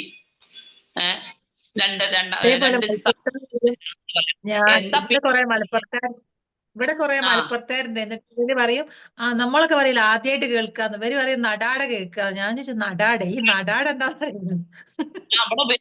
ഞാൻ കേട്ടിട്ടുണ്ട് ഇവിടെ നടാട. എന്റെ അമ്മായിമ്മയൊക്കെ പറയത് നടാട കേൾക്കുക. എന്താ ഈ നടാട? റീജിയണൽ ലാംഗ്വേജ് അല്ലേ? പ്രാദേശിക ഭാഷ, റീജിയണൽ ലാംഗ്വേജ്, പ്രാദേശിക ഭാഷ. അപ്പൊ ഈ പ്രാദേശിക ഭാഷ എന്ന് പറയുമ്പോ ഞാനിപ്പോ ഈ പറയുന്ന രീതിയിലാണോ ഞാനിത് എന്തെങ്കിലും ഒരു കാര്യം എഴുതാൻ പറയുമ്പോ ഞാൻ എഴുതുക? ആ വേർഡ്സിൽ തന്നെ എന്ത് ചെയ്യും, ചേഞ്ച് ഉണ്ടാവൂലേ? അപ്പൊ നമ്മൾ സംസാരിക്കുന്നത് ഒരു ഭാഷയിലും എഴുതുന്നതിൽ വേറൊരു സ്റ്റൈലുമാണ്, എഴുതുന്നത് വേറൊരു രീതിയിലാണ്, വേറൊരു ഭാഷയിലുമാണ്. അതാണ് സംസാര ഭാഷയാണ് ഈ വാമൊഴി, എഴുത്തു ഭാഷയാണ് എന്ത് ഈ വരമൊഴി. മനസ്സിലാവുന്നുണ്ടോ? അതാണ് ഭാഷയ്ക്ക് രണ്ട് വകഭേദങ്ങൾ ഉണ്ട് പറയാനുള്ള കാരണം. അഭിയേട്ടനോട് പറയും. വാമൊഴിയിൽ നിന്ന് പടിപടിയായിട്ട് വരമൊഴിയിലേക്ക് സമീപനം സ്വീകരിക്കണം. ആദ്യം എന്ത് ചെയ്യണം? വാമൊഴിയാണ് വികസിക്കേണ്ടത്. സംസാര ഭാഷ വികസിക്കണം ആദ്യം. കുട്ടിക്ക് നന്നായിട്ട് സംസാരിക്കാൻ പറ്റണം. മനസ്സിലാവുന്നുണ്ടോ? അത് വികസിച്ച് നന്നായിട്ട് സെറ്റായിട്ട് അതെന്ത് ചെയ്യണം? അതിലൂടെ ഓരോ സ്റ്റെപ്പായിട്ടാണ് എങ്ങോട്ട് പോകേണ്ടത്? എഴുത്തിലേക്ക് പോകേണ്ടത്. അതാണ് നമ്മൾ എല്ലാ സമയത്തും എന്ത് ചെയ്യുന്ന സ്വീകരിക്കുന്ന ടെക്നിക്ക് എന്ന് പറയുന്നതും. ഈ ഒരു ഏതൊരു കാലഘട്ടത്തിലായാലും ആ ടെക്നിക്കിന് മാറാനൊന്നും പോകുന്നില്ല. അതന്നെ നമ്മുടെ ലാംഗ്വേജ് പഠനത്തിന്റെ ടെക്നിക്ക് എന്ന് പറയുന്നത് അത് തന്നെയാണ്. ആദ്യം തന്നെ കുട്ടീനെ എഴുതാനല്ലല്ലോ നമ്മൾ പഠിപ്പിക്കുക, അല്ലെ? പണ്ടൊക്കെ നമ്മള് ഇപ്പോഴാണ് ചെറിയ LKG UKG പഠിക്കുന്ന കുട്ടികൾക്ക് പോലും എന്ത് എഴുത്ത് പരീക്ഷ. ഞാനൊക്കെ പഠിക്കുന്ന സമയത്ത് എനിക്ക് ഇപ്പോഴും ഓർമ്മയുണ്ട്, ഹിന്ദിയോ ഇംഗ്ലീഷൊക്കെയാ തോന്നുന്നു, ഓറൽ ടെസ്റ്റ് ആയിരിക്കും എക്സാം ഉണ്ടാവുക. ചെറിയ ക്ലാസ്സിൽ 1ാം ക്ലാസ്സിലൊക്കെ ഓറൽ ടെസ്റ്റ്. എന്നുവെച്ചാൽ ഞാൻ ടീച്ചർ ഇങ്ങനെ ഇരിക്കും, ഒരു ടേബിളിന്റെ മുകളിൽ ഇരിക്കും, ഒരു ക്വസ്റ്റ്യൻ പേപ്പർ ഉണ്ടാവും ടീച്ചറെ കയ്യിൽ. വേറെ കുറെ ക്വസ്റ്റ്യൻ പേപ്പർ ഒന്നും ഉണ്ടാവും, ഒരു ക്വസ്റ്റ്യൻ പേപ്പർ. എന്നിട്ട് ആ ക്വസ്റ്റ്യൻ പേപ്പർ ടീച്ചർ കയ്യിൽ വെച്ചിട്ട് ഒരു മാർക്ക് ബുക്കും വെച്ചിട്ടുണ്ടാവും. എന്നിട്ട് എന്ത് ചെയ്യാം, ക്വസ്റ്റ്യൻ പേപ്പർ കുട്ടി കയ്യിൽ വെച്ചിട്ട് ടീച്ചർ എന്ത് ചെയ്യും, ഓരോന്ന് ചോദിക്കും. ഇതെന്താ, ഇതിന്റെ സ്പെല്ലിംഗ് എന്താ, ഈ സ്പെല്ലിംഗ് എന്താ, ഇത് ഏതാ പിക്ചർ, ഇത് ഏതാണ്, ഇതിനെ കുറിച്ച് എന്താ പറയാ, അല്ലെങ്കിൽ ഒരു കാര്യം കാണിച്ചു തന്നിട്ട് ഇതിനെ കുറിച്ച് പറയാൻ പറയും. ഫുൾ ഓറലാണ്. കുട്ടീനെ കൊണ്ട് പറയിപ്പിക്കുക ചെയ്യുക. ആദ്യമാണ് കുട്ടീനെ കൊണ്ട് എഴുതിപ്പിക്കുകയല്ല ചെയ്യുക, അല്ലെ? നമ്മുടെ മാമൊഴിയാണ് അവിടെ ആദ്യം വികസിക്കുക, എന്നിട്ടാണ് നമ്മൾ വരമൊഴിയിലേക്ക് പോവുക, അല്ലെ? ആ ഒരു സിസ്റ്റം തന്നെയാണ് എല്ലാ കാലത്തും, അല്ലെ, എന്ത് ചെയ്യുന്നത്, ഫോളോ ചെയ്ത് വരുന്നത്. പിന്നെ ഭാഷാ പഠനത്തിൽ കുട്ടി വരുത്തുന്ന തെറ്റുകൾ ശരിയായ പ്രയോഗത്തിൽ എത്താനുള്ള സ്വാഭാവികമായ ക്രമത്തിന്റെ ഭാഗമായി കാണണം, അല്ലെ? കുട്ടികള് നമ്മൾ പറയാറുണ്ട് തെറ്റെന്ന് പറയുന്നത് അല്ലെങ്കിൽ തോൽവി എന്ന് പറയുന്നത് വിജയത്തിന്റെ ചവിട്ടുപടിയാണെന്ന് നമ്മൾ പറയും, അല്ലെ? അതേപോലെ തന്നെ ഭാഷാ പഠനത്തിൽ കുട്ടി ചിലപ്പോൾ എന്തെങ്കിലുമൊക്കെ തെറ്റ് വരുത്തും. ആ തെറ്റ് എന്ന് പറയുന്നത് ശരിയായ പ്രയോഗത്തിലേക്ക് കുട്ടിക്ക് എത്താനുള്ള സ്വാഭാവികമായിട്ടുള്ള ക്രമത്തിന്റെ ഭാഗമാണ്. കുട്ടിക്ക് ശരിയിലേക്ക് എത്തണമെങ്കിൽ കുട്ടി തെറ്റ് ഇതിലൂടെ ഇങ്ങനെ കടന്നു പോയി അത് ശരിയാക്കി റെഡിയാക്കിയാണ് കുട്ടി നന്നായിട്ട് ശരിയിലേക്ക് വരിക. അല്ലാതെ ആദ്യം തന്നെ എല്ലാ കുട്ടികളും ഇപ്പൊ എല്ലാം പഠിച്ച് പാസ്സായിട്ടാണോ വരിക? അല്ല, അല്ലെ? ഇപ്പൊ എനിക്കിപ്പോഴും ഓർമ്മ ഉണ്ട്. ഇപ്പൊ നമ്മൾ ഇത് ഞാൻ പണ്ട് പഠിച്ചതാണ്, ചെറുപ്പത്തിൽ നമ്മൾ പഠിച്ചു വെക്കുന്ന വേർഡ്സ് ആണ്. കുഞ്ഞു കുട്ടിയൊക്കെ ആകുമ്പോൾ 2ലും 3ലൊക്കെ പഠിക്കുമ്പോൾ പണ്ടൊക്കെ ഇംഗ്ലീഷ് ടീച്ചേഴ്സ് ഒക്കെ അങ്ങനെയല്ല പഠിപ്പിക്കുക, ഇന്ന് അങ്ങനെയല്ലല്ലോ. ഇപ്പോഴും എനിക്ക് ഓർമ്മ ഉണ്ട്, ഇത് ഇസ് ആകുന്നു, എന്താണ്, ബ്യൂട്ടിഫുൾ ഭംഗിയുള്ള, ഫെയർ ഭംഗിയുള്ള. ഞാൻ പഠിച്ചു വെച്ച ഒരുപാട് വേർഡ്സിന്റെ മനസ്സിലേക്ക് ഇപ്പോഴും വരുന്നത് അതേപോലെ പഠിച്ച അതേ ഓർഡറിൽ എന്റെ മനസ്സിലേക്ക് വരുന്നത് ഇപ്പോഴും ഓർത്ത് ഞാൻ ചിലപ്പോൾ ചിരിക്കും. ഇതൊക്കെ ഇങ്ങനെയൊക്കെയാണല്ലോ പണ്ട് നമ്മൾ പഠിച്ചത് എന്ന് ഓർത്തിട്ട്. നമ്മൾ ചെയ്ത ഓരോ കാര്യങ്ങൾ നമുക്ക് ചിലപ്പോൾ ചിലതൊന്നും എനിക്ക് ഓർമ്മയേ ഇല്ല കേട്ടോ, പക്ഷെ ചിലതൊക്കെയാണെങ്കിൽ നല്ല ഓർമ്മ. ഞാൻ വിചാരിക്കും എന്റെ ഓർമ്മ കിടപ്പോയിന്ന്, പക്ഷെ ചിലതൊക്കെ ഇതേപോലെ നല്ല ഓർത്ത് വെക്കുകയും ചെയ്യും, അല്ലെ? ഇത് ഇസ് ആകുന്നു, ടോൾ നീളമുള്ള, ഫെയർ ഭംഗിയുള്ള, ബ്യൂട്ടിഫുൾ ഭംഗിയുള്ള എന്നൊക്കെ പഠിച്ച് അതേപോലെ കാണാപ്പാഠം പഠിച്ചു വെച്ചിരിക്കുക. അന്നൊക്കെ അങ്ങനെയാണല്ലോ പഠിക്കുക. ടീച്ചേഴ്സ് അങ്ങനെ കൃത്യമായിട്ടൊന്നും കാര്യങ്ങളൊന്നും പറഞ്ഞില്ല. ഇന്നൊക്കെ കുട്ടികൾക്ക് എന്താ പറയാ, ലക്കി ലോട്ടറി അടിച്ച പോലെയാണ്, അല്ലെ? എല്ലാ കാര്യങ്ങളും കുട്ടികൾ ടീച്ചേഴ്സ് പെർഫെക്റ്റ് ആയിട്ട് ക്ലാസ് റൂമിനകത്ത് നിന്ന് പറഞ്ഞ് ചെയ്ത് കൊടുക്കുന്നുണ്ട്. പണ്ടൊന്നും അങ്ങനെ ആയിരുന്നില്ല. വേണമെങ്കിൽ പഠിക്കുക, ഇല്ലെങ്കിൽ പഠിക്കൂല എന്നുള്ള രീതിയാണ് നമ്മളൊക്കെ പഠിക്കുന്ന കാലത്ത്. അപ്പോ ഇവിടെ എന്താണ്, കുട്ടി എന്തെങ്കിലും തെറ്റ് വരുത്തിയാൽ നമ്മൾ അതിനെ എന്ത് ചെയ്യാ, അങ്ങനെ കുട്ടീനെ എന്ത് ചെയ്യാ, അവഗണിക്കുക, അല്ലെങ്കിൽ വഴക്ക് പറയുക, അല്ലെങ്കിൽ കളിയാക്കൊന്നല്ല ചെയ്യേണ്ടത്. ആ തെറ്റെന്ന് പറയുന്നത് ശരി ചെയ്യാനുള്ള, അല്ലെ, ശരിയിലേക്ക് കുട്ടിക്ക് എത്താനുള്ള സ്വാഭാവികമായിട്ടുള്ള ഒരു ക്രമമാണ്, അല്ലെ? ആ ഒരു സ്റ്റെപ്പാണത്. അതിലൂടെയാണ് കുട്ടി എങ്ങോട്ട് എത്തുന്നത്, ശരിയിലേക്ക് എത്തുന്നത് എന്നുള്ളത് നമ്മൾ മനസ്സിലാക്കണം. ഓക്കെ. അപ്പൊ ഇനി നമ്മൾ പഠിക്കുന്നത് പുതിയ ശേഷികളിലേക്ക് എന്നുള്ളൊരു ഭാഗത്തേക്കാണ്. പുതിയ ശേഷികളിലേക്ക് സ്കൂളിൽ എത്തുന്നതിന് മുമ്പ് ശ്രവണ ഭാഷണ ശേഷികൾ നാം നേടിയത് എങ്ങനെയാണ്? കുട്ടി സ്കൂളിലേക്ക് എത്തുന്നതിന് മുന്നേ കേൾക്കാനും പറയാനുമുള്ള ശേഷിയൊക്കെ കുട്ടി നേടിയിട്ടുണ്ട്. കുട്ടി ശ്രദ്ധിക്കുന്നുണ്ട്, കുട്ടി കേൾക്കുന്നുണ്ട്, കുട്ടി പറയുന്നുണ്ട്, കുട്ടി സംസാരിക്കുന്നുണ്ട്. ഇതൊക്കെ കുട്ടി നേടിയിട്ടുണ്ട്, അല്ലെ? വ്യത്യസ്തമായ രീതിയിൽ നിരർത്ഥകമായ ശബ്ദങ്ങൾ പുറപ്പെടുവിക്കാൻ പരിശീലിച്ച ശേഷം അവയെ കൂട്ടിച്ചേർത്ത് അർത്ഥപൂർണമായ വാക്കുകൾ പറയാൻ പഠിക്കുകയല്ല നാം ചെയ്തത്, അല്ലെ? വ്യത്യസ്തമായിട്ടുള്ള രീതിയിൽ ഒരു അർത്ഥമില്ലാത്ത ശബ്ദങ്ങൾ പുറപ്പെടുവിക്കാൻ നമ്മൾ പറഞ്ഞിട്ട് പരിശീലിച്ച ശേഷം അവയെ കൂട്ടിച്ചേർത്തിട്ട് അർത്ഥപൂർണമായിട്ടുള്ള വാക്കുകൾ ഉണ്ടാക്കാൻ പറയുക, അല്ലെങ്കിൽ അങ്ങനെ പറയാൻ പഠിക്കുകയല്ല നമ്മൾ ചെയ്തത്. അങ്ങനെയാണോ? ഒരു അർത്ഥമില്ലാത്ത കുറെ വേർഡ്സ് കുട്ടീനോട് പഠിക്കാൻ പറഞ്ഞ് അതിനെല്ലാം കൂട്ടിച്ചേർത്ത് അർത്ഥവത്തായിട്ടുള്ള ഒരു കാര്യം ഉണ്ടാക്കാൻ അല്ലെങ്കിൽ ഒരു സെന്റൻസ് ഉണ്ടാക്കാൻ പറഞ്ഞ് അങ്ങനെയാണോ കുട്ടീനെ പഠിപ്പിച്ചത്? കുട്ടി അങ്ങനെ ഒന്നും പഠിച്ചല്ല, കുട്ടി സ്വാഭാവികമായി പഠിച്ചതാ. നമ്മൾ പറയുന്നത് കേട്ട്, ചുറ്റുപാട് കേട്ടിട്ട്, അല്ലെങ്കിൽ നമ്മുടെ സൊസൈറ്റി എങ്ങനെയാണ്, നമ്മുടെ സമൂഹം എങ്ങനെയാണ്, അല്ലെ, നമ്മുടെ ചുറ്റുപാടുള്ള ആൾക്കാർ എങ്ങനെയാണ്, മുതിർന്നവരെങ്ങനെയാണ്, മറ്റുള്ള ആൾക്കാർ എങ്ങനെയാണ്, അങ്ങനെയൊക്കെ നോക്കിയിട്ട് അർത്ഥപൂർണമായ വാക്കുകൾ പറയാൻ പഠിക്കുകയല്ല നമ്മൾ ചെയ്തത് നമ്മൾ പറഞ്ഞില്ലേ. മറിച്ച് സ്വന്തം ആവശ്യങ്ങളും ആശയങ്ങളും മറ്റുള്ളവരുടെ മുൻപാകെ ചെയ്തത്, മറിച്ച് സ്വന്തം ആവശ്യങ്ങളും ആശയങ്ങളും മറ്റുള്ളവരുടെ മുൻപാകെ അവതരിപ്പിക്കാനുള്ള ആന്തരിക സമ്മർദ്ദത്തിന്റെ ഭാഗമായി അർത്ഥപൂർണമായ ഭാഷണ ശ്രമങ്ങളിൽ ഏർപ്പെട്ടുകൊണ്ട് തന്നെയാണ് നാം ഭാഷണം ആരംഭിച്ചത്. അപ്പൊ എന്താണ്? തന്റെ ആവശ്യങ്ങളും ആശയങ്ങളും മറ്റുള്ളവരുടെ മുൻപാകെ അവതരിപ്പിക്കാനുള്ള ആന്തരിക സമ്മർദ്ദത്തിന്റെ ഭാഗമായി നമുക്കൊരു കാര്യം നേടണം, അല്ലെങ്കിൽ ഒരു കാര്യം പറയണം, ഒരു കാര്യം ചെയ്യണം, അതിന് വേണ്ടിയിട്ട് എന്ത് ചെയ്യണം? നമ്മളെ മനസ്സിന്റെ ഉള്ളിൽ നിന്ന് നമുക്ക് എന്ത് ചെയ്യാൻ ഒരു ഫോഴ്സ് വരികയാണ്, ഒരു സമ്മർദ്ദം വരികയാണ്. ഇതെന്താ ഞാൻ പറയണ്ടേ, എന്നാലും എനിക്ക് ഇത് ചെയ്യാൻ പറ്റുമോ, അല്ലെങ്കിൽ അവരോട് അത് അറിയിക്കണ്ടേ, അവരോട് പറയണ്ടേ, അതെങ്ങനെയാ അത് മനസ്സിലാവുക, അങ്ങനെയൊക്കെയുള്ള ഒരു സമ്മർദ്ദം നമുക്ക് ഉണ്ടാവുകയാണ്. നമ്മളൊരു ഫോഴ്സ് ഒരു ഫോഴ്സ് നമുക്ക് വരികയാണ്, നമ്മുടെ മനസ്സിന്റെ ഉള്ളിൽ നിന്നൊരു സമ്മർദ്ദം ഉണ്ടാവുകയാണ്, അല്ലെ? ആ ആന്തരിക സമ്മർദ്ദത്തിന്റെ ഭാഗമായിട്ട് നമ്മൾ എന്ത് ചെയ്യുന്നു? അർത്ഥപൂർണമായ ഭാഷാ ശ്രമങ്ങളിൽ ഏർപ്പെടും. നമ്മളത് കറക്റ്റ് ചെയ്യാൻ നോക്കും. നമ്മുടെ തെറ്റ് നമ്മൾ തന്നെ ചിലപ്പോൾ തിരുത്തും. കുട്ടികൾ തന്നെയല്ലേ തിരുത്തുന്നത്? ചെറിയ ചെറിയ മൈന്യൂട്ട് മിസ്റ്റേക്ക് ഒക്കെ ആയാലും എന്തായാലും കുട്ടികൾ തന്നെ അവരുടെ തെറ്റുകൾ തിരുത്തും, അല്ലെ?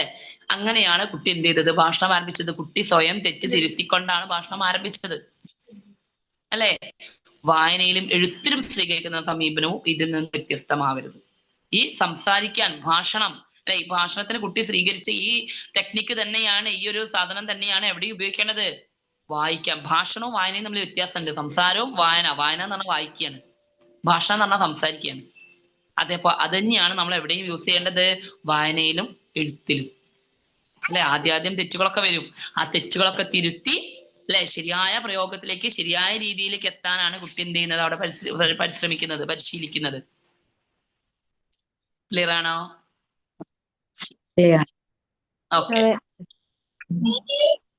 ഓക്കെ. ഇനി നമുക്ക് പഠിക്കാനുള്ളത്, ഇനി ഓരോന്നിനെ കുറിച്ചും സെപ്പറേറ്റ് ചെയ്ത് പഠിക്കുന്നുണ്ട് ഇതില്. വായന, ലേഖനം, അതേപോലെ തന്നെ ഗണിത പഠന സമീപനം, പരിസര പഠന സമീപനം എന്നൊക്കെ പറഞ്ഞിട്ട് ഡിഫറെന്റ് ആയിട്ടുള്ള മെത്തേഡ്സ് ഉപയോഗിക്കുന്നുണ്ട് ഇതില്. അപ്പൊ നമുക്ക് വായനയൊന്ന് നോക്കാം, അത് കഴിഞ്ഞാൽ നമുക്ക് നോക്കാം. ലിപിയെ ശബ്ദമാക്കി മാറ്റുന്ന യാന്ത്രിക പ്രവർത്തനമല്ലേ വായന? ശരിയല്ലേ? ലിപി, അല്ലെ? ഭാഷയ്ക്കൊരു ലിപി ഉണ്ട്. ആ ലിപി നമ്മുടെ സ്വരാക്ഷരങ്ങൾ, വ്യഞ്ജനാക്ഷരങ്ങൾ, ചില്ലക്ഷരങ്ങൾ, എന്താ പറയാ, അങ്ങനെയുള്ള കാര്യങ്ങളൊക്കെ നമ്മൾ എന്ത് ചെയ്യുന്നു? ആ ഒരു ലിപി ഉണ്ട്. ആ ലിപിയിലൂടെ എന്ത് ചെയ്യുന്നു? ആ ലിപിയെ നമ്മൾ എന്ത് ചെയ്യാണ്? ശബ്ദമാക്കി മാറ്റുന്ന ഒരു പ്രവർത്തനമാണ് എന്ത്? ഈ വായന എന്ന് പറയുന്നത്, അല്ലെ? ഇപ്പൊ നമ്മള് അമ്മ നമ്മൾ എഴുതി, ആ അമ്മ എന്നുള്ളത് നമ്മൾ വായിക്കുമ്പോൾ ആ ലിപിയെ നമ്മൾ ശബ്ദമാക്കി മാറ്റി, അല്ലെ? അതാണ് പറഞ്ഞത്. മറിച്ച് വായനാ സാമഗ്രിയിൽ അടങ്ങിയിരിക്കുന്ന ആശയം ഗ്രഹിച്ചെടുക്കുന്ന പ്രക്രിയയാണിത്. അപ്പൊ ഈ വായന എന്ന് പറയുന്നത്, വായനാ സാമഗ്രിയിൽ വായിക്കുമ്പോൾ നമുക്ക് എന്തൊക്കെ കാര്യങ്ങൾ അറിഞ്ഞിരിക്കണം, അല്ലെ? കുട്ടിക്ക് അക്ഷരമാല അറിയാതെ വായിക്കാൻ പറ്റുമോ? അക്ഷരമാല അറിയാത്ത ഒരു കുട്ടിക്ക് വായിക്കാൻ പറ്റില്ല. അക്ഷരമാല പഠിക്കാത്ത ഒരു കുട്ടിക്ക് വായിക്കാൻ പറ്റൂല, അല്ലെ? ചിഹ്നങ്ങൾ അറിയാത്ത കുട്ടിക്ക് വായിക്കാൻ പറ്റൂല, അല്ലെ? ഒന്നും. അപ്പൊ അക്ഷരമാല പഠിക്കണം. എല്ലാ കാര്യങ്ങളും ഭാഷയ്ക്ക് വേണ്ടിയിട്ടുള്ള ഏറ്റവും സെറ്റ് കാര്യങ്ങൾ നമ്മൾ എന്ത് ചെയ്യണം? പഠിക്കണം. ഇക്കാര്യം വായനാ പരിശീലനത്തിന്റെ തുടക്കം മുതൽ പരിഗണിക്കപ്പെടേണ്ടതാണ്. അതിനാൽ ഒറ്റപ്പെട്ട അക്ഷരങ്ങളുടെ ഉച്ചാരണത്തിൽ തുടങ്ങുന്ന സമ്പ്രദായം ഉപേക്ഷിക്കേണ്ടി വരുന്നു, അല്ലെ? ഒറ്റപ്പെട്ട അക്ഷരങ്ങൾ, ഒരക്ഷരങ്ങൾ മാത്രം ഇങ്ങനെ പഠിച്ച് പോയി അവസാനം ആ അക്ഷരങ്ങൾ കൂട്ടിച്ചേർത്ത് നമ്മൾ പദങ്ങൾ ഉണ്ടാക്കും, വാക്യങ്ങൾ ഉണ്ടാക്കും. അങ്ങനെയാണ് നമ്മൾ എന്ത് ചെയ്യുന്നത്? കടന്നു പോകുന്നത്, അല്ലെ? കുട്ടി ആദ്യം നടത്തുന്ന വായനാ പ്രവർത്തനം തന്നെ അർത്ഥപൂർണ്ണമാവണം. കുട്ടി ആദ്യം വായിക്കുമ്പോൾ തന്നെ തെറ്റ് പഠിക്കരുത്, തെറ്റ് വായിക്കരുത്. നമ്മൾ പറയാറില്ല, എന്തെങ്കിലും തെറ്റിനെ അപ്പം തന്നെ തിരുത്തി കൊടുക്കണം എന്ന് പറയുന്നത് കുട്ടി തെറ്റ് പഠിക്കും. ഞാൻ പറഞ്ഞു നാളെ കുട്ടികളോട് സംസാരിക്കുമ്പോൾ തന്നെ നമ്മളങ്ങനെ കൊഞ്ചി കൊഴിഞ്ഞ് പറയാൻ പാടില്ല എന്ന്. അത് ഏതൊരു ചെറിയ ചൈൽഡ് കുട്ടീന്റെ ഡോക്ടറുടെ അടുത്ത് പോയാലും കുഞ്ഞുങ്ങളുടെ ഡോക്ടർ അതാ പറയാ, നമ്മളിങ്ങനെ കൊഞ്ചി കൊഴിഞ്ഞ കുട്ടികളോട് സംസാരിക്കാൻ പാടില്ല എന്ന്, കുഞ്ഞു കുട്ടികളോട്. എന്നുവെച്ചാൽ നമ്മൾ പറയുന്നതാണ് കുട്ടി എന്ത് ചെയ്യുന്നത്? അനുകരിക്കുന്നത്. അപ്പൊ കുട്ടി വിചാരിക്കുകയാണ് ഇതാണ് ശരിയെന്ന്. അപ്പൊ കുട്ടി എന്ത് ചെയ്യും? അതേപോലെ സംസാരിക്കും. പിന്നെ ആ ജീവനാന്തം കുട്ടിക്ക് അതാവും, അത് ചേഞ്ച് ചെയ്യാൻ വളരെ ബുദ്ധിമുട്ടാവും. അപ്പൊ അതേപോലെ തന്നെ ഇവിടെ എന്താ പറയുന്നത്? കുട്ടി ആദ്യം നടത്തുന്ന വായനാ പ്രവർത്തനം തന്നെ എന്താവണം? അർത്ഥപൂർണ്ണമാവണം. വായിക്കാൻ തുടങ്ങുമ്പോൾ തന്നെ നമ്മൾ എന്ത് ചെയ്യണം? ആ തെറ്റുകൾ തിരുത്തി കൊടുക്കണം. മനസ്സിലാവുന്നുണ്ടോ? ഇത് തെറ്റാണെന്ന് വിചാരിച്ചിട്ട് കുട്ടീനെ അവഗണിക്കല്ല, കുട്ടീനെ ഇന്നത്തെ ശരി ഇങ്ങനെയാണ്, ഇതിങ്ങനെയാണ് എഴുതേണ്ടത് അല്ലെ. അച്ഛൻ എഴുതുമ്പം ഇങ്ങനെയാണ്, കുട്ടി അച്ഛൻ വായിക്കുന്നു, പക്ഷെ കുട്ടി എഴുതുമ്പോ ഒരു ചാ മാത്രം ഇടുന്നു. അച്ഛൻ എന്നുള്ളതിന് 2 ചാ വേണ്ട. ശരി, സാധാരണ ചായയും വേണം, ചന്ദ്രക്കലയും വേണം, അല്ലെങ്കിൽ സാധാരണ ചാ ഇട്ടിട്ട് ചന്ദ്രക്കല ഇട്ടിട്ട് പിന്നെ മറ്റേ മുറുക്കുള്ള ചായയും വേണം, അപ്പോഴേ അച്ഛനാവുള്ളൂ. അത് സാധാരണ ഒരു ചാന്നിട്ടിട്ട് അടിയിലുള്ള മുറുക്കുള്ള അല്ലെ പച്ചരിന്ന് എഴുതുമ്പോഴുള്ള ചാന്നിട്ട് കഴിഞ്ഞാൽ അത് അച്ഛനാവൂല. അത് വ്യത്യാസമുണ്ട് ഇല്ലേ. അപ്പൊ നമ്മൾ പറയുമ്പോ സിമ്പിളാ, പക്ഷെ അത് എഴുതുമ്പോ കുറച്ച് ബുദ്ധിമുട്ടാ അല്ലെ. അദ്ദേഹം എന്നുള്ളതിന് കുട്ടികൾ എന്ത് ചെയ്തും മറ്റേതായിട്ടു ഇത് നമ്മുടെ ധനം എന്നുള്ളതാണ്ടല്ലോ അത് മാത്രം ഇടും, അല്ലെങ്കിൽ ദയ എന്നുള്ള ദാ മാത്രം ഇടും. അദ്ദേഹം എഴുതുമ്പോ അങ്ങനെ മതിയോ? ഒരു അദ്ദേഹം എന്നാവൂലപ്പോ അല്ലെ, അദ്ദേഹം എന്നാവും. ഭാരതം എന്നാവുമ്പോ കുട്ടി എന്ത് ചെയ്യും? കുട്ടിക്ക് വേണമെങ്കിൽ ബലൂൺ എന്നുള്ള ബാ ഇടാം അല്ലെ. ചില കുട്ടികൾ അങ്ങനെ ഇടും, ഭാരതം ബലൂൺ എന്നുള്ള ബാടും. മറ്റേ പമ്പ എന്നുള്ളതിന്റെ ബാണ്ടല്ലോ, മുറുക്കല്ലാത്ത പാടും. അങ്ങനെയൊക്കെ ഇടുന്ന കുട്ടികളുണ്ട്. അപ്പൊ നമ്മൾ കുട്ടികൾ അങ്ങനെ തെറ്റ് എഴുതുമ്പോ നമ്മൾ ഓൺ ദ സ്പോട്ട് നമ്മൾ എന്ത് ചെയ്യണം? തിരുത്തി കൊടുക്കണം എന്ന്. അതാണ് ഇവിടെ പറയുന്നത്.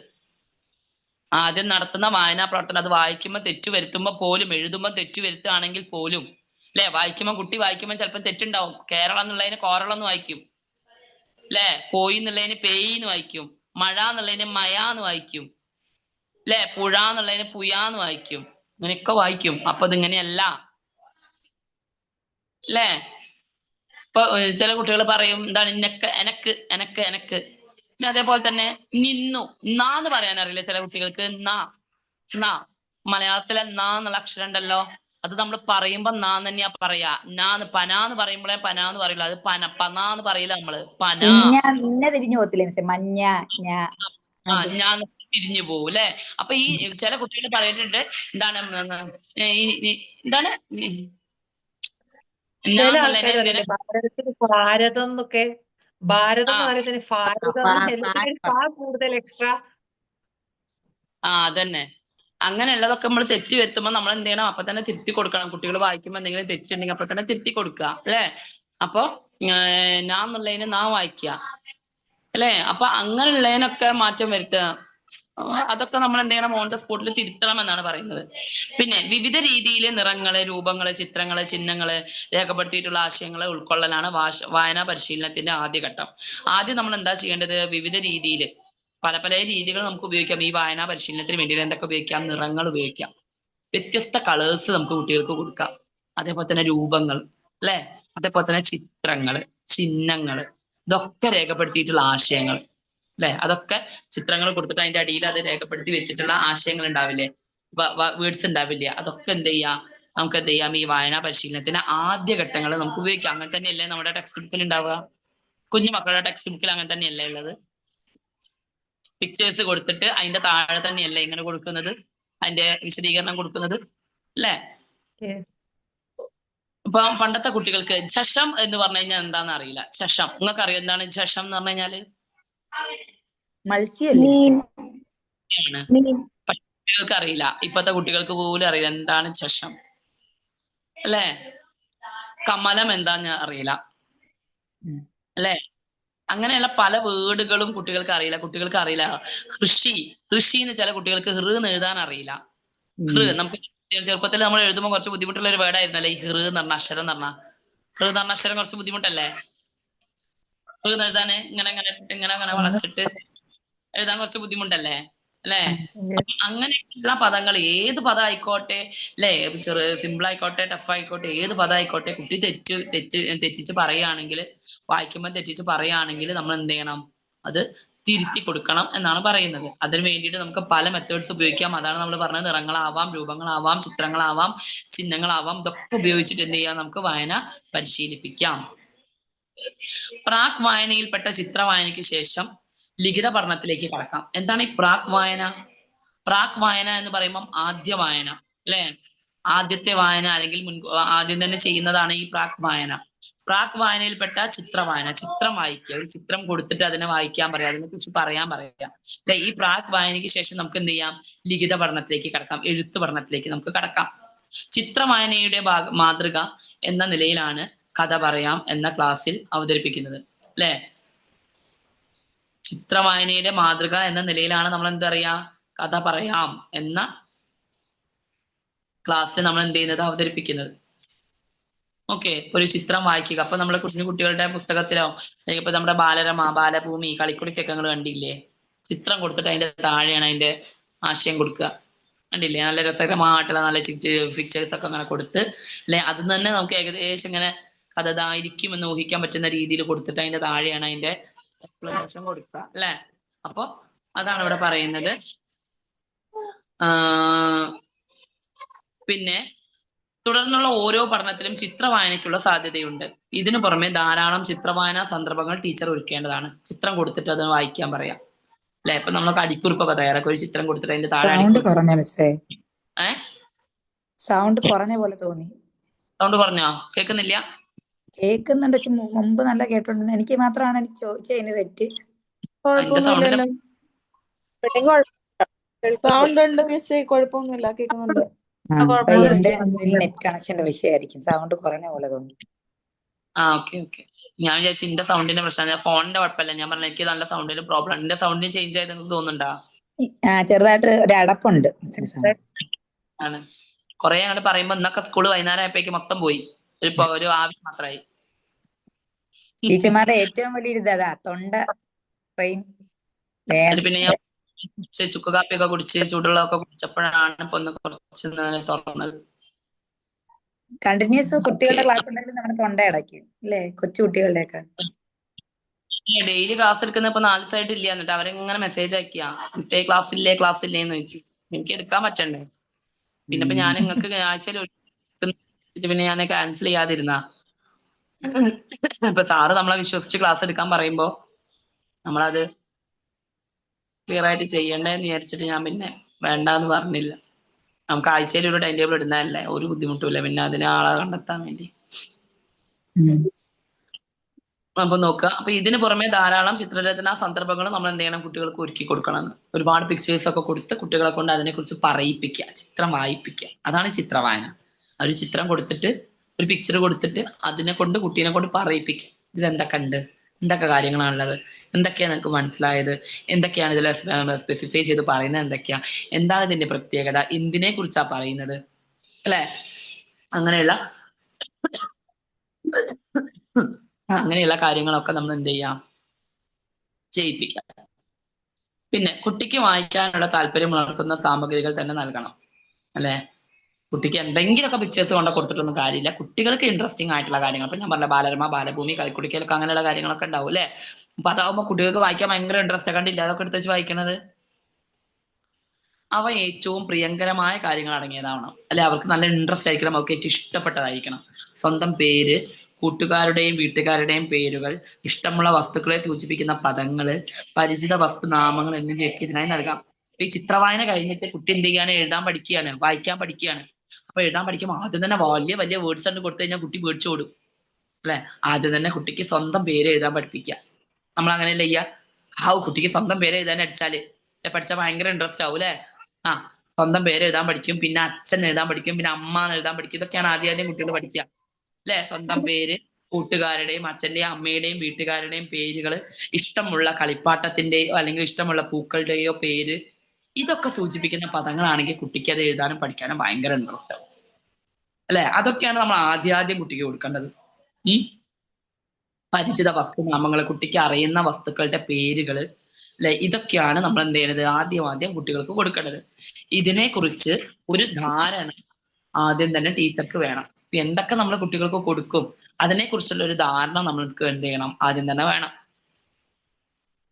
താല്പര്യമുള്ളത് കൊണ്ട് തന്നെ അവയുടെ വായന താരതമ്യേന എളുപ്പമായിരിക്കും. കുട്ടിക്ക് ഇത് വായിക്കാൻ അല്ലെ, കുട്ടിക്ക് ഇത്തരത്തിലുള്ള വേർഡ്സ്, ഫെമിലിയർ ആയിട്ടുള്ള വേർഡ്സ് ആണെങ്കിൽ എന്ത് ചെയ്യും, കുട്ടിക്ക് നല്ല താല്പര്യം ഉണ്ടാവുമല്ലോ. അപ്പൊ എന്ത് ചെയ്യും, അത് അവയുടെ വായന കുട്ടികൾക്ക് സ്വാഭാവികമായിട്ടും എന്താവും, എളുപ്പമായിരിക്കും. ഈ പദങ്ങൾ ഒരു സന്ദർഭത്തിന്റെ ഭാഗമായി ചെറുവാക്യങ്ങളിലൂടെ അവതരിപ്പിക്കാം. ഈ പദങ്ങൾ എന്ത് ചെയ്യാം, ഒരു സന്ദർഭത്തിന്റെ ഭാഗമായിട്ട് നമുക്ക് എന്ത് ചെയ്യാം, ചെറിയ ചെറിയ വാക്യങ്ങളിലൂടെയും എന്ത് ചെയ്യാം, അവതരിപ്പിക്കാം. ഇതിനുള്ള രസകരമായ പഠന പ്രവർത്തനങ്ങൾ ഒരുക്കാനാണ് ടീച്ചർ ആദ്യഘട്ടത്തിൽ ശ്രദ്ധിക്കേണ്ടത്. അതാണ് ചിലത് താഴെ കൊടുക്കുന്നു എന്ന് പറയുന്നത്. ഓക്കെ, അപ്പൊ നമുക്ക് നിർത്താം അല്ലെ, ബാക്കി അടുത്ത ക്ലാസ്സിൽ എടുക്കാം. അപ്പൊ എന്തൊക്കെ കാര്യങ്ങളാണ് ഉള്ളത് എന്നുള്ളത് അടുത്ത ടീച്ചർ ആദ്യഘട്ടത്തിൽ ശ്രദ്ധിക്കേണ്ട കാര്യങ്ങൾ എന്തൊക്കെയാന്നുള്ളത് അടുത്ത ക്ലാസ്സിൽ എടുക്കാം. അപ്പോൾ ഇനി നാളെ നമുക്ക് ക്ലാസ് ഉള്ളത് നമ്മുടെ ചാപ്റ്റർ ബേസ്ഡ് അല്ല, ജനറൽ ആയിട്ടുള്ള ഒരു ക്ലാസ് ആണ്. അപ്പൊ ഞാൻ ടൈം അറിയിക്കാം കേട്ടോ. മിക്കവാറും രാത്രി ആവാനാണ് ചാൻസ്. അപ്പോ രാത്രി വെക്കുകയാണെങ്കിൽ രാത്രി വെക്കാം. ഓക്കെ. മിസ്സിന് പേഴ്സണലായിട്ടോ മറ്റേ മോഡലുകളെല്ലാം പേഴ്സണല് മിസ് അല്ലേ ഇപ്പൊ തന്ന മോഡലെല്ലാം മിസ്സിന് ഇട്ടേക്കാൻ പറഞ്ഞത് പേഴ്സണലായിട്ട് ഇട്ടാ മതിയല്ലോ എന്ന് ചോദിച്ചതാ. പേഴ്സണൽ ഇട്ടാ മതി, ഗ്രൂപ്പിൽ ഇടണ്ട. പേഴ്സണൽ വിട്ടാൽ മതി കേട്ടോ. ഓക്കെ. ആ ജാസ്മിൻ വിട്ടോ, എന്നാല് ഒരാളെ വിട്ടോ. എല്ലാരും കൂടി വിടുമ്പോ ഞങ്ങളെല്ലാം ഡിസ്കസ് ചെയ്തിട്ട് ഞങ്ങൾ ഒരാളെ വിടത്തോളൂ. കഴിഞ്ഞത് ഞങ്ങൾ ഒരാളെ വിട്ടോളൂ പാഠങ്ങൾ. അപ്പൊ ജാസ്മിൻ ആരെങ്കിലും ഒരാളെ വിട്ടോ കേട്ടോ. എന്നിട്ട് എന്ത് ചെയ്യാം, ഞാനത് ചെക്ക് ചെയ്തിട്ട് വൈകുന്നേരം ആകുമ്പോഴേക്കും റെഡി ആക്കിയിട്ട് നമുക്ക് എന്ത് ചെയ്യാം, അതിനെ കുറിച്ച് ഒരു ഡീറ്റെയിൽഡ് ക്ലാസ് പറയാം കേട്ടോ. നിങ്ങൾ വെറീഡ് ആവൊന്നും വേണ്ട, ഒക്കെ അതിന്റെ രീതിക്ക് തന്നെ നടക്കും. ഞാൻ പറയുന്നില്ലേ, സംഭവിക്കാനുള്ളതെല്ലാം എന്ന് പറയണ പോലെ അതൊക്കെ അതിന്റെ വഴിക്ക് കൃത്യമായിട്ട് നടക്കും. നമ്മൾ അതിനെ കുറിച്ച് അധികം ബോധേഡാവുമ്പോഴാണ് പ്രശ്നം വരിക. അതൊക്കെ നമ്മൾ കോൺഫിഡന്റോട് കൂടി നിൽക്കുക. നമ്മൾ ചെയ്യേണ്ടത് നമ്മൾ നന്നായിട്ട് ചെയ്ത് കഴിഞ്ഞാൽ പിന്നെ പ്രശ്നമില്ലല്ലോ. നമ്മൾ മടി കാണിക്കുമ്പോഴാണ്, പിന്നോക്കം വലിയുമ്പോഴാണ് എപ്പോഴും പ്രശ്നം ഉണ്ടാവുക. അല്ല, കൂടുതൽ ഇതിനെ കുറിച്ച് പഠിക്കാതെ ചെയ്യുന്നതല്ലേ. കൂടുതൽ പഠിച്ചാൽ മിസ്റ്റേക്ക് ടെൻഷൻ ഉണ്ടാവും. അതൊരു സത്യം. അല്ല, കൂടുതൽ ഇതിനെ കുറിച്ച് അയ്യോ എന്താ ചെയ്യാ അങ്ങനെയൊക്കെ അങ്ങനെ നമുക്ക് ഓവർ ടെൻഷൻ ആകുമ്പോ എന്താണെന്നറിയോ, ചെയ്യാൻ കഴിയില്ല, കയ്യിൽ നിന്ന് പോകും. അതിനെക്കാട്ടിലല്ല അധികം പഠിക്കാതെ പതുക്കെ പോണതാ. നെവർ മൈൻഡ് ആയി വിടുക. അതൊക്കെ എന്നെ കൊണ്ട് പറ്റുക, അതൊന്നും ഒരു പ്രശ്നമല്ല. ഇങ്ങനെയും വളവള അടിക്കണം, എനിക്ക് എന്താ ചെറിയ 2 മക്കളെ പഠിപ്പിക്കാൻ പറ്റാത്ത, അങ്ങനെയൊക്കെ ചിന്തിക്കുക അല്ലെ. നമ്മളിപ്പോ എന്തൊക്കെ പറയുന്നുണ്ട്. ഇപ്പൊ നമ്മുടെ ഈ ക്ലാസ്സിൽ തന്നെ എന്തൊക്കെ പിള്ളേരെ പഠിക്കുന്നില്ല, ഇവർ ഈ ടീച്ചിങ് മാനുവൽ എങ്ങനെ ഇത് ഉണ്ടാക്കുന്നത് എന്നുള്ളതാണ്. അതാണ് ഞങ്ങൾ ഭൂരിഭാഗങ്ങളുടെ ഒരു ഡൗട്ട്. അപ്പൊ അതൊന്നും പ്രശ്നമില്ല. നമ്മൾ ടീച്ചിങ് മാനുവൽ എന്ന് പറഞ്ഞു കഴിഞ്ഞാൽ നമ്മുടെ ഒരു രേഖ മാത്രമാണ്. ആ ടീച്ചിങ് മാനുവൽ വെച്ചിട്ടൊന്നും നമ്മൾ പഠിപ്പിക്കൂല, അത് വേറെ കാര്യം. ടീച്ചിങ് മാനുവൽ എന്ന് പറഞ്ഞാൽ നമ്മുടെ കയ്യിൽ ഉണ്ടായിരിക്കേണ്ട ഒരു രേഖയാണ്. ഞാനൊന്നും ഒരു ടീച്ചിങ് മാനുവൽ വെച്ചിട്ടല്ല പഠിപ്പിക്കണം. എന്റെ വായിൽ അപ്പം വരുന്ന എന്താണോ അത് പറയും. അപ്പൊ ഞാൻ നിങ്ങളെ ഈ പഠിപ്പിക്കുന്നത്, ഞാനിത് 3 വർഷമായി ഞാനിപ്പോ ഇത് പഠിപ്പിക്കാൻ തുടങ്ങിയിട്ട്. ഞാൻ അന്ന് മുതലേ ഞാനിത് പ്രിപ്പയർ ചെയ്യാറില്ല. ഞാൻ ജസ്റ്റ് നോക്കും, നിങ്ങൾക്ക് പഠിപ്പിക്കുന്ന സമയത്ത് നോക്കും, എനിക്കറിയുന്ന പറയും. മിസ് ഈ ക്ലാസ്സിനൊക്കെ ടീച്ചിങ് മാനുവൽ കൊടുത്തിട്ടാണ് മിസ് നിൽക്കുന്നത്. എന്തിന്? അല്ല, അങ്ങനെ ചോദിച്ചിട്ടുണ്ട്. ഈ ഇൻസ്റ്റിറ്റ്യൂഷനിൽ അങ്ങനെ ടീച്ചിങ് മാനുവലിന്റെ ഞാൻ പഠിപ്പിക്കുന്ന ഇൻസ്റ്റിറ്റ്യൂഷനിൽ ഓൺലൈനിൽ അങ്ങനെ ചോദിക്കുന്നത്. പക്ഷെ ഞങ്ങൾ ഓൺലൈൻകാർക്ക് ടീച്ചിങ് മാനുവൽ ഉണ്ടാക്കണം. ഞാൻ പഠിപ്പിക്കുന്ന എത്രാം ക്ലാസ്സിലാണ് പഠിപ്പിക്കണേ? ഞാൻ 10, 9, 8, 7, 5, 6 സ്റ്റുഡൻസ് ആ മിസ്സേ. 6 ക്ലാസ്സാ. അപ്പൊ എങ്ങനെയാ ദിവസം ഡെയിലി ക്ലാസ് ഉണ്ടാവുക? ഡെയിലി ക്ലാസ് ഉണ്ട് 1 hour. സൺഡേ ഒഴിച്ച് ഞാൻ ഒരു ക്ലാസ് എടുത്തിട്ടില്ല. എനിക്ക് എവിടെയെങ്കിലൊക്കെ പോകണ്ടേ. ഇംഗ്ലീഷ് ഇല്ല, പല വിഷയങ്ങളുണ്ട്. ഇംഗ്ലീഷ്, ഫിസിക്സ്, കെമിസ്ട്രി, ബയോളജി, പിന്നെ എന്തോ മലയാളം എടുക്കും. ഹിന്ദി ഒരു കൊച്ചു ക്ലാസ് പറഞ്ഞ ഏകദേശം എനിക്ക് പറ്റാത്ത വിഷയം. പിന്നെ മാത്സ് കൊച്ചു ക്ലാസ് ഒക്കെ, വലിയ ക്ലാസ് എടുക്കാറില്ല. മാത്സും എടുത്തിട്ടുണ്ട്. അപ്പൊ എങ്ങനെയാ അവിടെ ഒരു പേയ്മെന്റ് ഒക്കെ എങ്ങനെയാ തരിക? മിസ് ഇതൊരു ട്യൂഷൻ സെന്റർ ആണ്, വലിയ സാലറി ഒന്നും ഇല്ല. പെർ ഡേ കൊച്ചു 7th സ്റ്റാൻഡേർഡ് വരെ 80 rupees ഉള്ളൂ. പിന്നെ സിലബസും ടഫ് ആണ്. ഇപ്പൊ ബ്രിട്ടീഷ് സിലബസോ ICSE സിലബസോ ഒക്കെ ആണെങ്കിൽ 100 കിട്ടും. അങ്ങനെ. അപ്പൊ പക്ഷെ 9th ഉം 10th ഉം 90 rupees, +1 ഉം +2 അല്ല 10th ക്ലാസ് 100 rupees, +1 +2 120 rupees. പിന്നെ ഈ ലേണിംഗ് ഡിസബിലിറ്റി ഉള്ള കുട്ടികളെ പഠിപ്പിക്കും. അങ്ങനെ ഞാൻ ഒരു കുട്ടിയെ പഠിപ്പിച്ചത്. ഞാൻ ഇച്ചിരി LD ട്രെയിനിങ് ചെയ്ത ആളാണ്. ലേണിംഗ് സർട്ടിഫിക്കറ്റും ഉണ്ട്. അപ്പം അങ്ങനെ കുട്ടികളെ പഠിപ്പിക്കുന്ന കുറച്ചും കൂടി ചാർജ് കിട്ടും. അങ്ങനെ വലിയ ഇതൊന്നും ഇല്ല. പക്ഷെ ഞാൻ പിന്നെ ഒരു എക്സ്പീരിയൻസിന് വേണ്ടി ജസ്റ്റ് കേറി. നല്ലതാണ്. നമുക്ക് ഇങ്ങനെ വെറുതെ ഇങ്ങനെ വീട്ടിലിരിക്കുന്നതിനേക്കാളും നല്ലതല്ലേ എന്തെങ്കിലുമൊക്കെ ചെയ്യുന്നത്. നീ ഓൺലൈനിൽ നിന്ന് പുറത്തേക്ക് ചാടുക ഈ TTC കഴിഞ്ഞ് കഴിഞ്ഞാ. ഇൻഷാ അല്ലാഹ്. എന്റെ ലിമിറ്റേഷൻസ് ഉണ്ട് മിസ്സേ. കുറെ ജോയിന്റ് ഫാമിലിയിലാണ്, കുറെ റെസ്ട്രിക്ഷൻസ് ഉണ്ട്. ഇപ്പൊ ഓൺലൈനെ നിലവിൽ നടക്കുന്നുള്ളൂ. ഭാവിയിൽ ചിലപ്പോൾ ചാടിയിരിക്കും ഇൻഷാ അല്ലാഹ്. അതിനുള്ള പോകണ്ടെന്നുണ്ടോ? ഞാൻ കല്യാണം കഴിഞ്ഞപ്പം പഠിത്തവും എല്ലാം നിർത്തി. ഒന്നും ഇനി പഠിക്കേണ്ട, ഒന്നും ചെയ്യേണ്ട, വീട്ടിലെ ജോലി നോക്കിയാൽ മതി എന്ന് പറഞ്ഞു. 10 വർഷത്തെ പോരാട്ടമാണ് ഇപ്പം പിന്നെയും പഠിക്കാൻ ഇറങ്ങിയത്. അങ്ങനെ ബഹളമൊന്നും ഉണ്ടാക്കിയില്ല. ചോദിച്ചുകൊണ്ടിരുന്നു, പടച്ചവനോട് പ്രാർത്ഥിച്ചുകൊണ്ടിരുന്നു. അല്ലാഹു ഭർത്താവിന്റെ മനസ്സ് മാറ്റി പഠിച്ചോളൂ എന്ന് പറഞ്ഞു. ജോലിയായി. ഭർത്താവ് മാത്രമേ ഉള്ളൂ കേട്ടോ, ബാക്കിയുള്ളവരൊക്കെ എതിര് തന്നെയാണ്. പിന്നെ അവരൊന്നും മൈൻഡ് ചെയ്യുന്നില്ല. പിന്നെ എല്ലാം കൂടെ ഒന്നും നടക്കത്തില്ലല്ലോ. ചിലപ്പോ എന്റെ വീട്ടിലെ മോൻ വൈദ്യന്മാരും കേൾക്കും പതുക്കെ പറഞ്ഞു.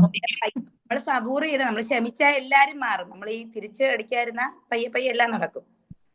അതല്ല, ജാസ്മിന് ഡിഗ്രി കഴിഞ്ഞതാണോ? ഞാൻ BA ലിറ്ററേച്ചർ കഴിഞ്ഞ് പിന്നെ LDയും കഴിഞ്ഞതാണ്. മീൻസ് ലേണിംഗ് ഡിസബിലിറ്റി ഡിഗ്രി എടുത്തിട്ടുണ്ട്. ആ, അതെങ്ങനെ റെഗുലർ ആയിട്ടോ അല്ലെങ്കിൽ അത് ഡിസ്റ്റൻസ് ആയിട്ടോ? ഓൺലൈനായിട്ട് ഇതേപോലെ എടുത്തതാണ്. ആ ആ ഓക്കെ. അപ്പൊ അതൊന്ന് കഴിഞ്ഞിട്ട് ഇപ്പൊ 10 വർഷമായി. എന്തെങ്കിലും ഒരു ചെയ്യണോന്ന് വിചാരിച്ച് സ്പെസിഫിക് ആയിട്ട് ഈ കോഴ്സ് എടുത്തതാ. അതല്ലടാ, അപ്പൊ ഈ ഒരു 10 വർഷത്തിന് ശേഷം ഇപ്പോഴാണോ പഠിക്കാൻ ഇറങ്ങുന്നത്? ഇറങ്ങണമെന്ന് ആഗ്രഹമുണ്ട്. ഈ വർഷമാണ് എനിക്ക് പെർമിഷൻ കിട്ടിയത്, അതുകൊണ്ട് ഇപ്പോഴേ ഇറങ്ങി. അപ്പോഴാണ് ഇതിന് ജോയിൻ ചെയ്ത് പഠിപ്പിക്കാൻ തുടങ്ങിയത് ഇപ്പോഴാണ്? ഞാൻ ഈ മോണ്ടിസോറി കയറിയില്ലേ, നെക്സ്റ്റ് മന്ത് എനിക്ക് ജോലി കിട്ടി. അവർക്ക് സമ്മതം കിട്ടിയപ്പോ അവൾ എല്ലാം കൂടി ഒരുമിച്ച മോണ്ടിസോറിയും അബാക്കസും എല്ലാം കൂടി ഒരുമിച്ച് തലയിൽ കെട്ടി വെച്ചതാ. ഒരു വർഷം കൊണ്ട് എടുക്കാൻ പറ്റുന്ന ഡിഗ്രി എപ്പോഴാ ഇനിയിപ്പൊ തിരിച്ചെടുക്കാൻ ഓർമ്മയില്ലാത്തത് കൊണ്ട് എല്ലാം കൂടി അവൾ ഒരുമിച്ചൊക്കെ എടുത്ത എല്ലാ പ്രശ്നങ്ങളും. കംപ്ലീറ്റ് ചെയ്യാൻ പറ്റും. അതല്ല, റെഡി ആവട്ടെ, അതൊന്നും കുഴപ്പമില്ല. അതിനൊക്കെ നമുക്ക് ഓവർകം ചെയ്യാൻ പറ്റും. ഇത്രയും നാളെങ്കിലും ചെയ്തു എന്നൊരു സന്തോഷിക്കാമല്ലോ. ചുമ്മാ ഒരു ഡിഗ്രി നാളെങ്കിലും ജോലി ചെയ്തല്ലോ, എല്ലാം പോസിറ്റീവ് ആയിട്ട് കാണണമല്ലോ. അതന്നെ. അതല്ല ഞാൻ പറഞ്ഞ എന്താ പറയുക, ഇത് കഴിഞ്ഞിട്ട് എന്ത് ചെയ്യാൻ, ഓഫ്ലൈൻ ആയിട്ട് പുറത്തേക്ക് ഇറങ്ങാം. നമ്മളങ്ങനെ ഇറങ്ങി കാണിച്ചു കൊടുത്താൽ ഫാമിലി നടക്കുമായിരിക്കും. നമ്മളെ ജോയിന്റ് ഫാമിലി മാറി ന്യൂക്ലിയർ ആകുമ്പോ ചിലപ്പോൾ നടക്കുമെന്നൊരു വിശ്വാസമുണ്ട്. ഇൻഷാ അള്ളാ, പടച്ചോന്റെ ഇല്ല, ദൈവത്തിന്റെ വിധിയല്ലേ. നമ്മള് ഇന്നിരിക്കുന്ന ആളെ മരിക്കും മാത്രമേ അറിയത്തുള്ളൂ. നമുക്ക് പ്രാർത്ഥിക്കാത്രേ പറ്റും. വർക്ക് ചെയ്യാം. ജോയിന്റ് ഫാമിലിയാണ്. മൊത്തത്തിൽ 11 മെമ്പേഴ്സ് ഉണ്ട്. നല്ല ജോലി. അതിന്റെ കൂടെ 2 കൊച്ചുമക്കള്. ഇതിന്റെ ഇടയ്ക്ക് കൂടെ ഞാൻ ഇതെല്ലാം കൊണ്ടുപോകുന്നത്. ഞാൻ ഉറങ്ങുന്നത് ബാക്കിയുള്ള ആൾക്കാരും കൂടെ ആ വീട്ടിലൊരു കേൾക്കും. നാളെ അവിടെ ചിരിക്കണ്ടേ. കാര്യം ഞങ്ങൾക്ക് നിസ്കാരമുണ്ട് ആ ടൈമില് 5 മണി. അതിന്റെ കഴിഞ്ഞ് ഞങ്ങൾ ഉറങ്ങാറില്ല. ഇവക്ക് ഉറക്കില്ല. ഇവള് നാട്ടിലെ 12 മണി 1 മണിക്കൊക്കെ ഇവള് കിടന്നുറങ്ങി. ഇവള് രാത്രി ഇങ്ങനെ മെസ്സേജ് അയക്കും, ഞാൻ ഒതുക്കിയിട്ട് പാത്രം തന്നെ കഴുകാൻ ശരിക്ക് കാണില്ല. ഒതുക്കിയിട്ട് കിടക്കുമ്പോ ഒരു സമയമാകും. അപ്പൊ ഇത്രയും ആൾക്കാരുണ്ടാവുമ്പോ ജോലി ഉണ്ടാവല്ലോ വീട്ടില് അല്ലേ? വേറെ ഇതുണ്ടോ, സിസ്റ്റർലോസ് ഒക്കെ ഉണ്ടോ? ആരെങ്കിലും ഒക്കെ ഉണ്ടോ? എന്തോ ഇപ്പൊ ഒരാളുണ്ട്, എന്തോ അനിയന്റെ വൈഫും കൂടി ഉണ്ടായിട്ട് ഇപ്പം ഷെയർ ആണ് ജോലി. അവളില്ലാത്തപ്പോ മൊത്തത്തിൽ ഒറ്റയ്ക്കായിരുന്നു.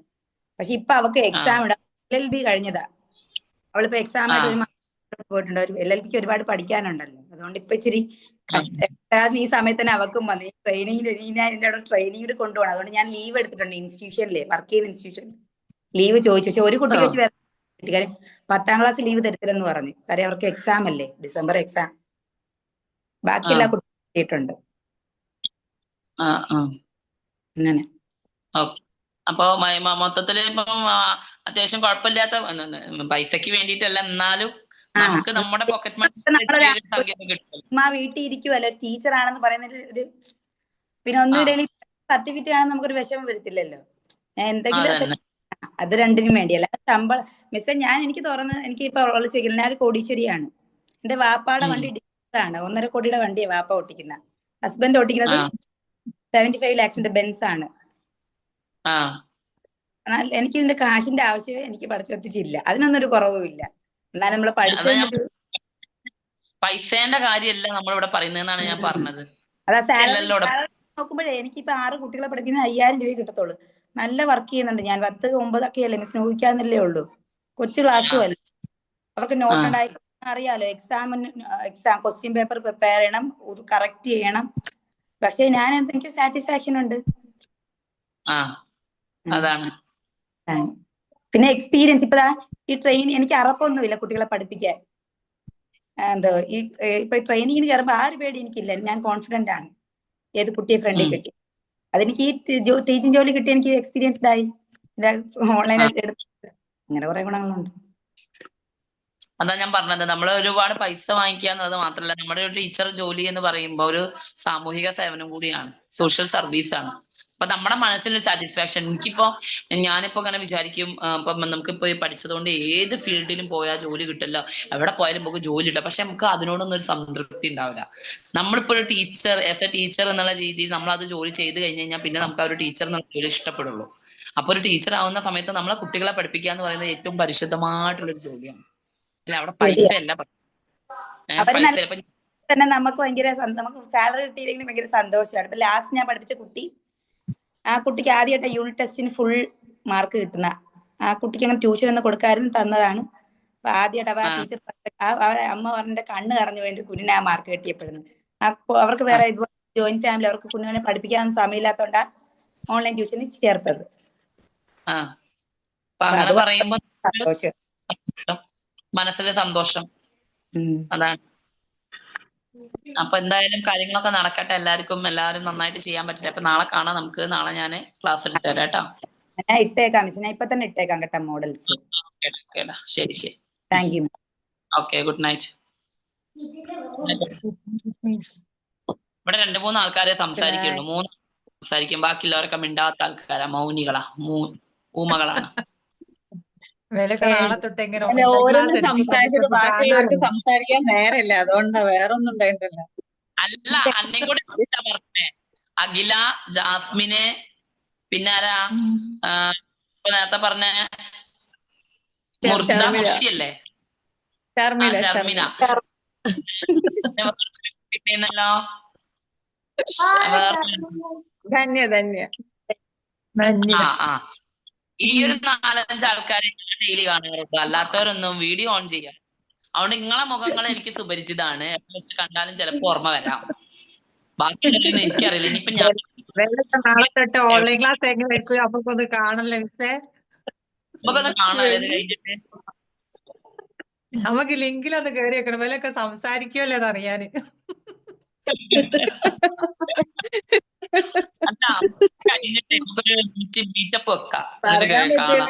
ഈ മിണ്ടാണ്ടിരിക്കുന്നോലേക്കും ചിലപ്പോ അടിപൊളിയിൽ എടുക്കുക, നമ്മളേക്കും ചിലപ്പോ ബബ്ബ അടിക്കുക. മിണ്ടാപ്പുറ്റികളാ വിശ്വസിക്കാൻ പറ്റാത്തത്. നമ്മൾ ഈ വളവള സംസാരിക്കുന്നത് പറഞ്ഞപ്പോ കഴിഞ്ഞ്. അതാണ് ഒന്നും എത്രയും പേരുണ്ടായിട്ട് 10-12 പേരുണ്ടാവും ചിലപ്പോ ക്ലാസ്സിൽ, ആരും മിണ്ടൂല. ആകെ 4-5 പേര് തന്നെ സംസാരിക്കും. അപ്പൊ എന്തായാലും എവിടെയെങ്കിലൊക്കെ വെച്ച് ഇന്ന ഹായ് ടീച്ചർ ഏതെങ്കിലും ഒന്ന് പറയാ. പറയും. അല്ല, ഇനി നമ്മൾ ക്ലാസ് ഈ ഓൺലൈൻ കോഴ്സ് കഴിഞ്ഞിട്ടാണോ ഉണ്ടാവുക, ട്രെയിനിങ് കഴിഞ്ഞിട്ടാണോ അല്ലേ ഉണ്ടാവുള്ളൂ? കാരണം ഓരോരുത്തർക്ക് ഓരോ ടൈമല്ലേ കിട്ടിയത് നമ്മളെ ക്ലാസ്. അത് ഇനി ചോദിക്കണം, ഇനി ടൈം ടേബിൾ സെറ്റ് ചെയ്യുമ്പോൾ എങ്ങനെയാന്ന് ചോദിക്കണം. അപ്പൊ കഴിഞ്ഞ പ്രാവശ്യമൊക്കെ നിങ്ങളുടെ ടൈമിനനുസരിച്ച് ലീവുള്ള ദിവസങ്ങളൊക്കെ അങ്ങനെ കഴിഞ്ഞ ബാച്ചിനൊക്കെ അങ്ങനെ തന്നിട്ടുണ്ടായിരുന്നു. അപ്പൊ നമുക്ക് മൊത്തത്തിൽ ക്ലാസ് 25 ഡേയ്സാ തന്നത്. ഈ 25 ഡേയ്സിനുള്ളിൽ 15 ഡേയ്സ് കംപ്ലീറ്റ് ചെയ്താൽ മതി എന്നാ പറഞ്ഞത്. അതിന്റെ ഇടയിൽ ചിലപ്പോ മക്കൾക്ക് ലീവും കാര്യങ്ങളൊക്കെ ഉണ്ടാവുമല്ലോ. 25 ദിവസത്തിൽ വേണ്ടി വരും. പിന്നെ ഓരോരുത്തർക്കും ഓരോ ടൈം ആയിരിക്കുമല്ലോ കിട്ടിണ്ടാവുക. അതാണ്. നീ ഓൺലൈൻ ആണോ? ഞാൻ നാട്ടിലല്ലേ, ഞാൻ സൗദിയിലല്ലേ. ഞാനും ഓൺലൈനാണ്. നാട്ടിലാ, പക്ഷെ ഞാൻ ഓൺലൈനാണ്. എനിക്കും ജാസ്മിനെ പോലെ ഒരുപാട് റെസ്ട്രിക്ഷനാ. ജോയിന്റ് ഫാമിലി ഒന്നല്ല, ഫാമിലി ഒക്കെ സിംഗിൾ ആണ്, പക്ഷെ നമ്മളെ പുറത്തേക്ക് വിടത്തില്ല. അത് ജാസ്മിന്റെ ഹസ്ബൻഡിന് താല്പര്യമില്ല അവളെ പുറത്തോട്ട് വിടാന്. ഇപ്പൊ എങ്ങനെയോ പെർമിഷൻ കിട്ടിയത്. അപ്പൊ അവളെ കിട്ടിയ ഫസ്റ്റ് സമയത്തൊന്നും ഞാന് ഹസ്ബൻഡ് പോലും അറിയാണ്ട ഞാൻ ഇങ്ങനെ ഒരു കോഴ്സ് എടുത്തത്, ഒരു മനുഷ്യനെ അറിയണ്ടായിരുന്നു. ലാസ്റ്റ് ഇപ്പം 2 ദിവസം മുന്നേ ഞാൻ പറഞ്ഞു, ഒരു ചോദ്യമല്ലേ, കിട്ടിയാൽ പോയ ഒരു വാക്ക് എന്നുള്ള രീതിയിൽ ചോദിച്ചു. ഞാനിങ്ങനെ ഓഫ്ലൈൻ പൊക്കോട്ടെ, ഒരു 15 ദിവസത്തെ കേസേ ഉള്ളൂ, പൊക്കോട്ടെ. ഇപ്പൊ തൽക്കാലം ഓൺലൈൻ ചെയ്താൽ മതി. മോന് UKG ആണ്, LKG UKGയിലാണ്. അപ്പൊ അവൻ തിരിച്ചു വരുമ്പോഴത്തേക്ക്, ഞങ്ങള് വയനാട്ടിലാണ്, കുറച്ച് പക്ക ഉൾഗ്രാമാണ്. അപ്പൊ എനിക്ക് എങ്ങനെയായാലും CBSE സ്കൂളിലേക്ക് പോകണമെങ്കിൽ 1 hour എനിക്ക് യാത്ര ഉണ്ട്. അപ്പോ രാവിലെ പോക്കും വൈകുന്നേരത്തെ വരവും എങ്ങനെയായാലും നേരം വൈകും. അപ്പൊ ഇവര് വരുമ്പോഴത്തേക്കും ഞാൻ എത്തൂല. ഇവര് എയ്ഡഡ് സ്കൂളിലാ പഠിക്കണേ. അപ്പൊ മക്കൾ എത്തുമ്പോഴത്തേക്കും ഞാൻ എത്തൂല. അപ്പൊ പിന്നെ വീട്ടിൽ ആരും ഇല്ല, ഞങ്ങൾ ഒറ്റയ്ക്കാണ്. അപ്പൊ അതുകൊണ്ട് അതാണ് വിഷയം പറഞ്ഞത്. അതുകൊണ്ട് പറ്റില്ല. എനിക്ക് പിന്നെ പ്രശ്നങ്ങളൊന്നുമില്ല, എനിക്ക് ഫുൾ സപ്പോർട്ട്, എന്തും ചെയ്യാം. പക്ഷെ സ്കൂൾ പോകാനുള്ള സാഹചര്യം ഇവിടെ ഇല്ല, അതൊക്കെ പ്രശ്നം. ഞാനായിട്ട് കോഴ്സ് സെലക്ട് ചെയ്തല്ല, ഹസ്ബൻഡും മക്കളുമായിട്ട് സെലക്ട് ചെയ്ത ഇതില് തള്ളി വിട്ടത്. പോയി പഠിക്കുക ഇനി മതി വെറുതെ ഇരുന്നതും പറഞ്ഞിട്ട്. കാരണം മക്കളൊക്കെ വലിയായി, രണ്ടാളും വലിയ, ഓലെ സ്വന്തം കാര്യം നോക്കാനേ. ഇനി നീ പോയി പഠിച്ച, വെറുതെ വീട്ടിലിരുന്ന് ബോറടിക്കേണ്ടെന്ന് പറഞ്ഞിട്ട് ഹസ്ബൻഡും മക്കളും തള്ളി വിട്ടതാ. അത് ശരി. നല്ലത്. എന്തായാലും ഈ ഒരു പ്രായത്തിൽ നിങ്ങൾക്ക് പഠിക്കാനുള്ള ഒരു മനസ്സുണ്ടല്ലോ, അതാണ് ഏറ്റവും വലുത്. അത് ശരിയാ. എപ്പോഴും പറയൂ, ഞങ്ങള് സപ്പോർട്ട് ചെയ്തില്ല എന്ന് പറയത് കേട്ടോ. പഠിച്ച് ജോലിയാവുമ്പോ ഞങ്ങളെ മറന്നു വെറുതെ, അതാ പറയാ.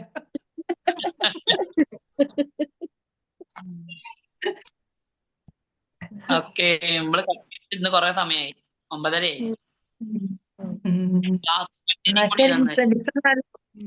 മറ്റേ ലെസൺ പ്ലാൻ ഇന്ന് സെൻഡ് ചെയ്യാൻ പറ്റുകയാണെങ്കിൽ സെൻഡ് ചെയ്യുന്ന, പിന്നെ ഞങ്ങൾ നാളെ നോക്കിയിട്ട് മിസ് പറയുമ്പോ ഞങ്ങൾക്ക് പെട്ടെന്ന് അങ്ങ് മനസ്സിലാവുമല്ലോ. കുറച്ച് സിമ്പിൾ ആയിട്ട് പെട്ടെന്ന് വായിക്കാൻ പറ്റുന്നത് വിടണേ. ഷഹനാസ് മിസ് വിട്ടത് സിമ്പിൾ ആയിട്ടുള്ളതാണ്, പക്ഷെ ആ കുട്ടി എന്താ എഴുതിയെന്ന് ഒട്ടും മനസ്സിലാവുന്നില്ല, വായിക്കാൻ പറ്റുന്നില്ല. അക്ഷരങ്ങൾ ക്ലിയർ അല്ല. അരമണിക്കൂർ വായിച്ചിട്ടുണ്ട് ഞാൻ അതിന്റെ ഫസ്റ്റ് സെന്റൻസിന്റെ ഒരു വാക്ക്. അതെന്താന്ന് മനസ്സിലാവണ്ടേ? ചിയാണോ എച്ചാണോ വിട്ടത് സൂപ്പർ ആണ്, വായിക്കാനൊക്കെ കിട്ടും, പക്ഷെ ഇഷ്ടംപോലെ ഉണ്ട്.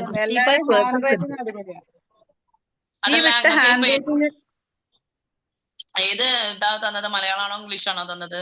ഇംഗ്ലീഷ്, ഒറ്റ മലയാളമില്ല. മലയാളമില്ല, ഇംഗ്ലീഷാണ് ഫുള്ള്. ഇംഗ്ലീഷിൽ എഴുതണം എന്നാ പറഞ്ഞേ. ഇംഗ്ലീഷിൽ എഴുതാനാ പറഞ്ഞേ. ക്ലാസ് മലയാളത്തിൽ എടുക്കാം, പക്ഷെ മലയാള സബ്ജക്ട് എടുക്കാനും ഇല്ല. പക്ഷെ വിഷയമില്ല പറഞ്ഞിട്ടുണ്ട്. പക്ഷെ ലെസൺ പ്ലാൻ ഇംഗ്ലീഷിൽ എഴുതാനാ പറഞ്ഞേ. അതിന് നുസ്രത്തുമാൻ പറഞ്ഞതാണ്, പക്ഷെ ഷഹനാസ് മിസ് അങ്ങനെ ഒന്നും പറഞ്ഞിട്ടില്ല. അതിന്റെ ഒരു ഇത് വിട്ടെന്നേ ഉള്ളൂ. മലയാളത്തിൽ ക്ലാസ് എടുത്താൽ മതി, ചെറിയ കുട്ടികളല്ലേ, മലയാളത്തിൽ എടുത്താൽ മതി, കുഴപ്പമില്ല. 2 റെക്കോർഡ് വേണം പറഞ്ഞത്, 2 റെക്കോർഡിൽ എഴുതാനാ പറഞ്ഞത്. അത് നുസ്രത്തുമാമാ പറഞ്ഞു 2 എണ്ണം എഴുതണം. പിന്നെ ഷഹനാമിസും പറഞ്ഞു 2 എഴുതണമെന്ന്. ആദ്യം ഇത് നമ്മളൊരു എഴുതാം, പിന്നെ നമ്മൾ സ്ഥിരം ഓരോ ദിവസം പോണ ലെസൺ പ്ലാൻ വേറെ എഴുതുക. അങ്ങനെ 2 റെക്കോർഡ് വേണം. മിസ് ഇവിടുന്ന് ഏറ്റവും സിമ്പിൾ ആയിട്ടും ഏറ്റവും കുറച്ചുള്ളത് മതി.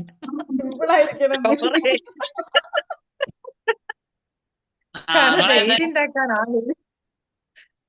ഞങ്ങൾക്ക് ഈ റെക്കോർഡ്, ഒന്നാമത് റെക്കോർഡ് കിട്ടിയിട്ടില്ല. ഇല്ലാതുള്ള ലൈൻസും കാര്യങ്ങളൊക്കെ കറക്റ്റ് വരയ്ക്കണ്ടേ. ഇവിടെ റെക്കോർഡ് കിട്ടൂല. ഞങ്ങൾ ഈ ഗൾഫ് കൺട്രീസ് ഉള്ളവർക്ക് ആർക്കും പിന്നെ അൺറോൾഡ് ബുക്കേ കിട്ടാനില്ല. വരല്ലാത്ത ബുക്ക് ഈ നാട്ടിലില്ല. ഇനി ഇന്നത്തെ തടയാൻ സ്ഥലമല്ല. ഷോപ്പിലൊക്കെ ഞാൻ കയറി, 10-15 ഷോപ്പ് കയറിയപ്പോ അവരത് സൗദി അറേബ്യയിൽ ഈ വരല്ലാത്ത ബുക്ക് കിട്ടൂലെന്ന്. എന്നിട്ട് അവസാനം പിന്നെ എന്താക്കി, A4 പേപ്പർ ഉണ്ടാവും, ഒരു ബണ്ടിൽ A4 പേപ്പർ വാങ്ങിയിട്ട് അയാൾ എന്ത് പറഞ്ഞു, ഒരു ബംഗാളിന്റെ അയാൾ പറഞ്ഞ് അത് തൽക്കാലം റെക്കോർഡിന്റെ രൂപത്തിൽ റെഡിയാക്കി തരാന്ന് പറഞ്ഞു. അങ്ങനെ 2 എണ്ണം റെഡിയാക്കി കൊണ്ടുവന്നു. അല്ലാണ്ട് ഞാൻ നാട്ടിൽ നിന്ന് എത്തിക്കില്ല. മോനൊക്കെ മാത്സ് എഴുതാൻ വേണ്ടിട്ട് നാട്ടിൽ നിന്ന് ആരെങ്കിലും ഉണ്ടെങ്കിലും കൂടി എത്തിക്കില്ല. അതിപ്പോ മറ്റന്നാളേക്ക് വേണമെന്ന് അറിയുമ്പോ പെട്ടെന്ന് ഇവിടുന്ന് റെക്കോർഡ് ഉണ്ടാക്കുന്ന മെനിയാന്നല്ലേ പറഞ്ഞേ, മൺഡേ സ്റ്റാർട്ട് ചെയ്യാണ് ക്ലാസ് എന്ന്. അപ്പൊ നമുക്ക് ഇതിന്റെ ലൈൻസും കാര്യങ്ങളൊക്കെ വരച്ച് റെഡിയാക്കണ്ടേ. വാങ്ങിച്ചോണ്ട് തന്നു. അതിൽ കുറച്ച് പേജേ ഉള്ളൂ, എന്നാലും 3 ബുക്കൊക്കെ എടുക്കുമ്പോ തികയുമായിരിക്കും. വേറെ ബുക്ക് കിട്ടുന്നില്ല. എന്തായാലും നന്നായിട്ട് സെറ്റ് ആക്കിക്കോളൂ, ടീച്ചിങ് എയ്ഡ്സ് ഒക്കെ റെഡി ആക്കിക്കോളേ. പ്രാർത്ഥനകൾ ഉണ്ടാവണം ഞങ്ങളും. ഞങ്ങളുടെ കാര്യത്തില്. ശരി, ഗുഡ് നൈറ്റ്. Good night.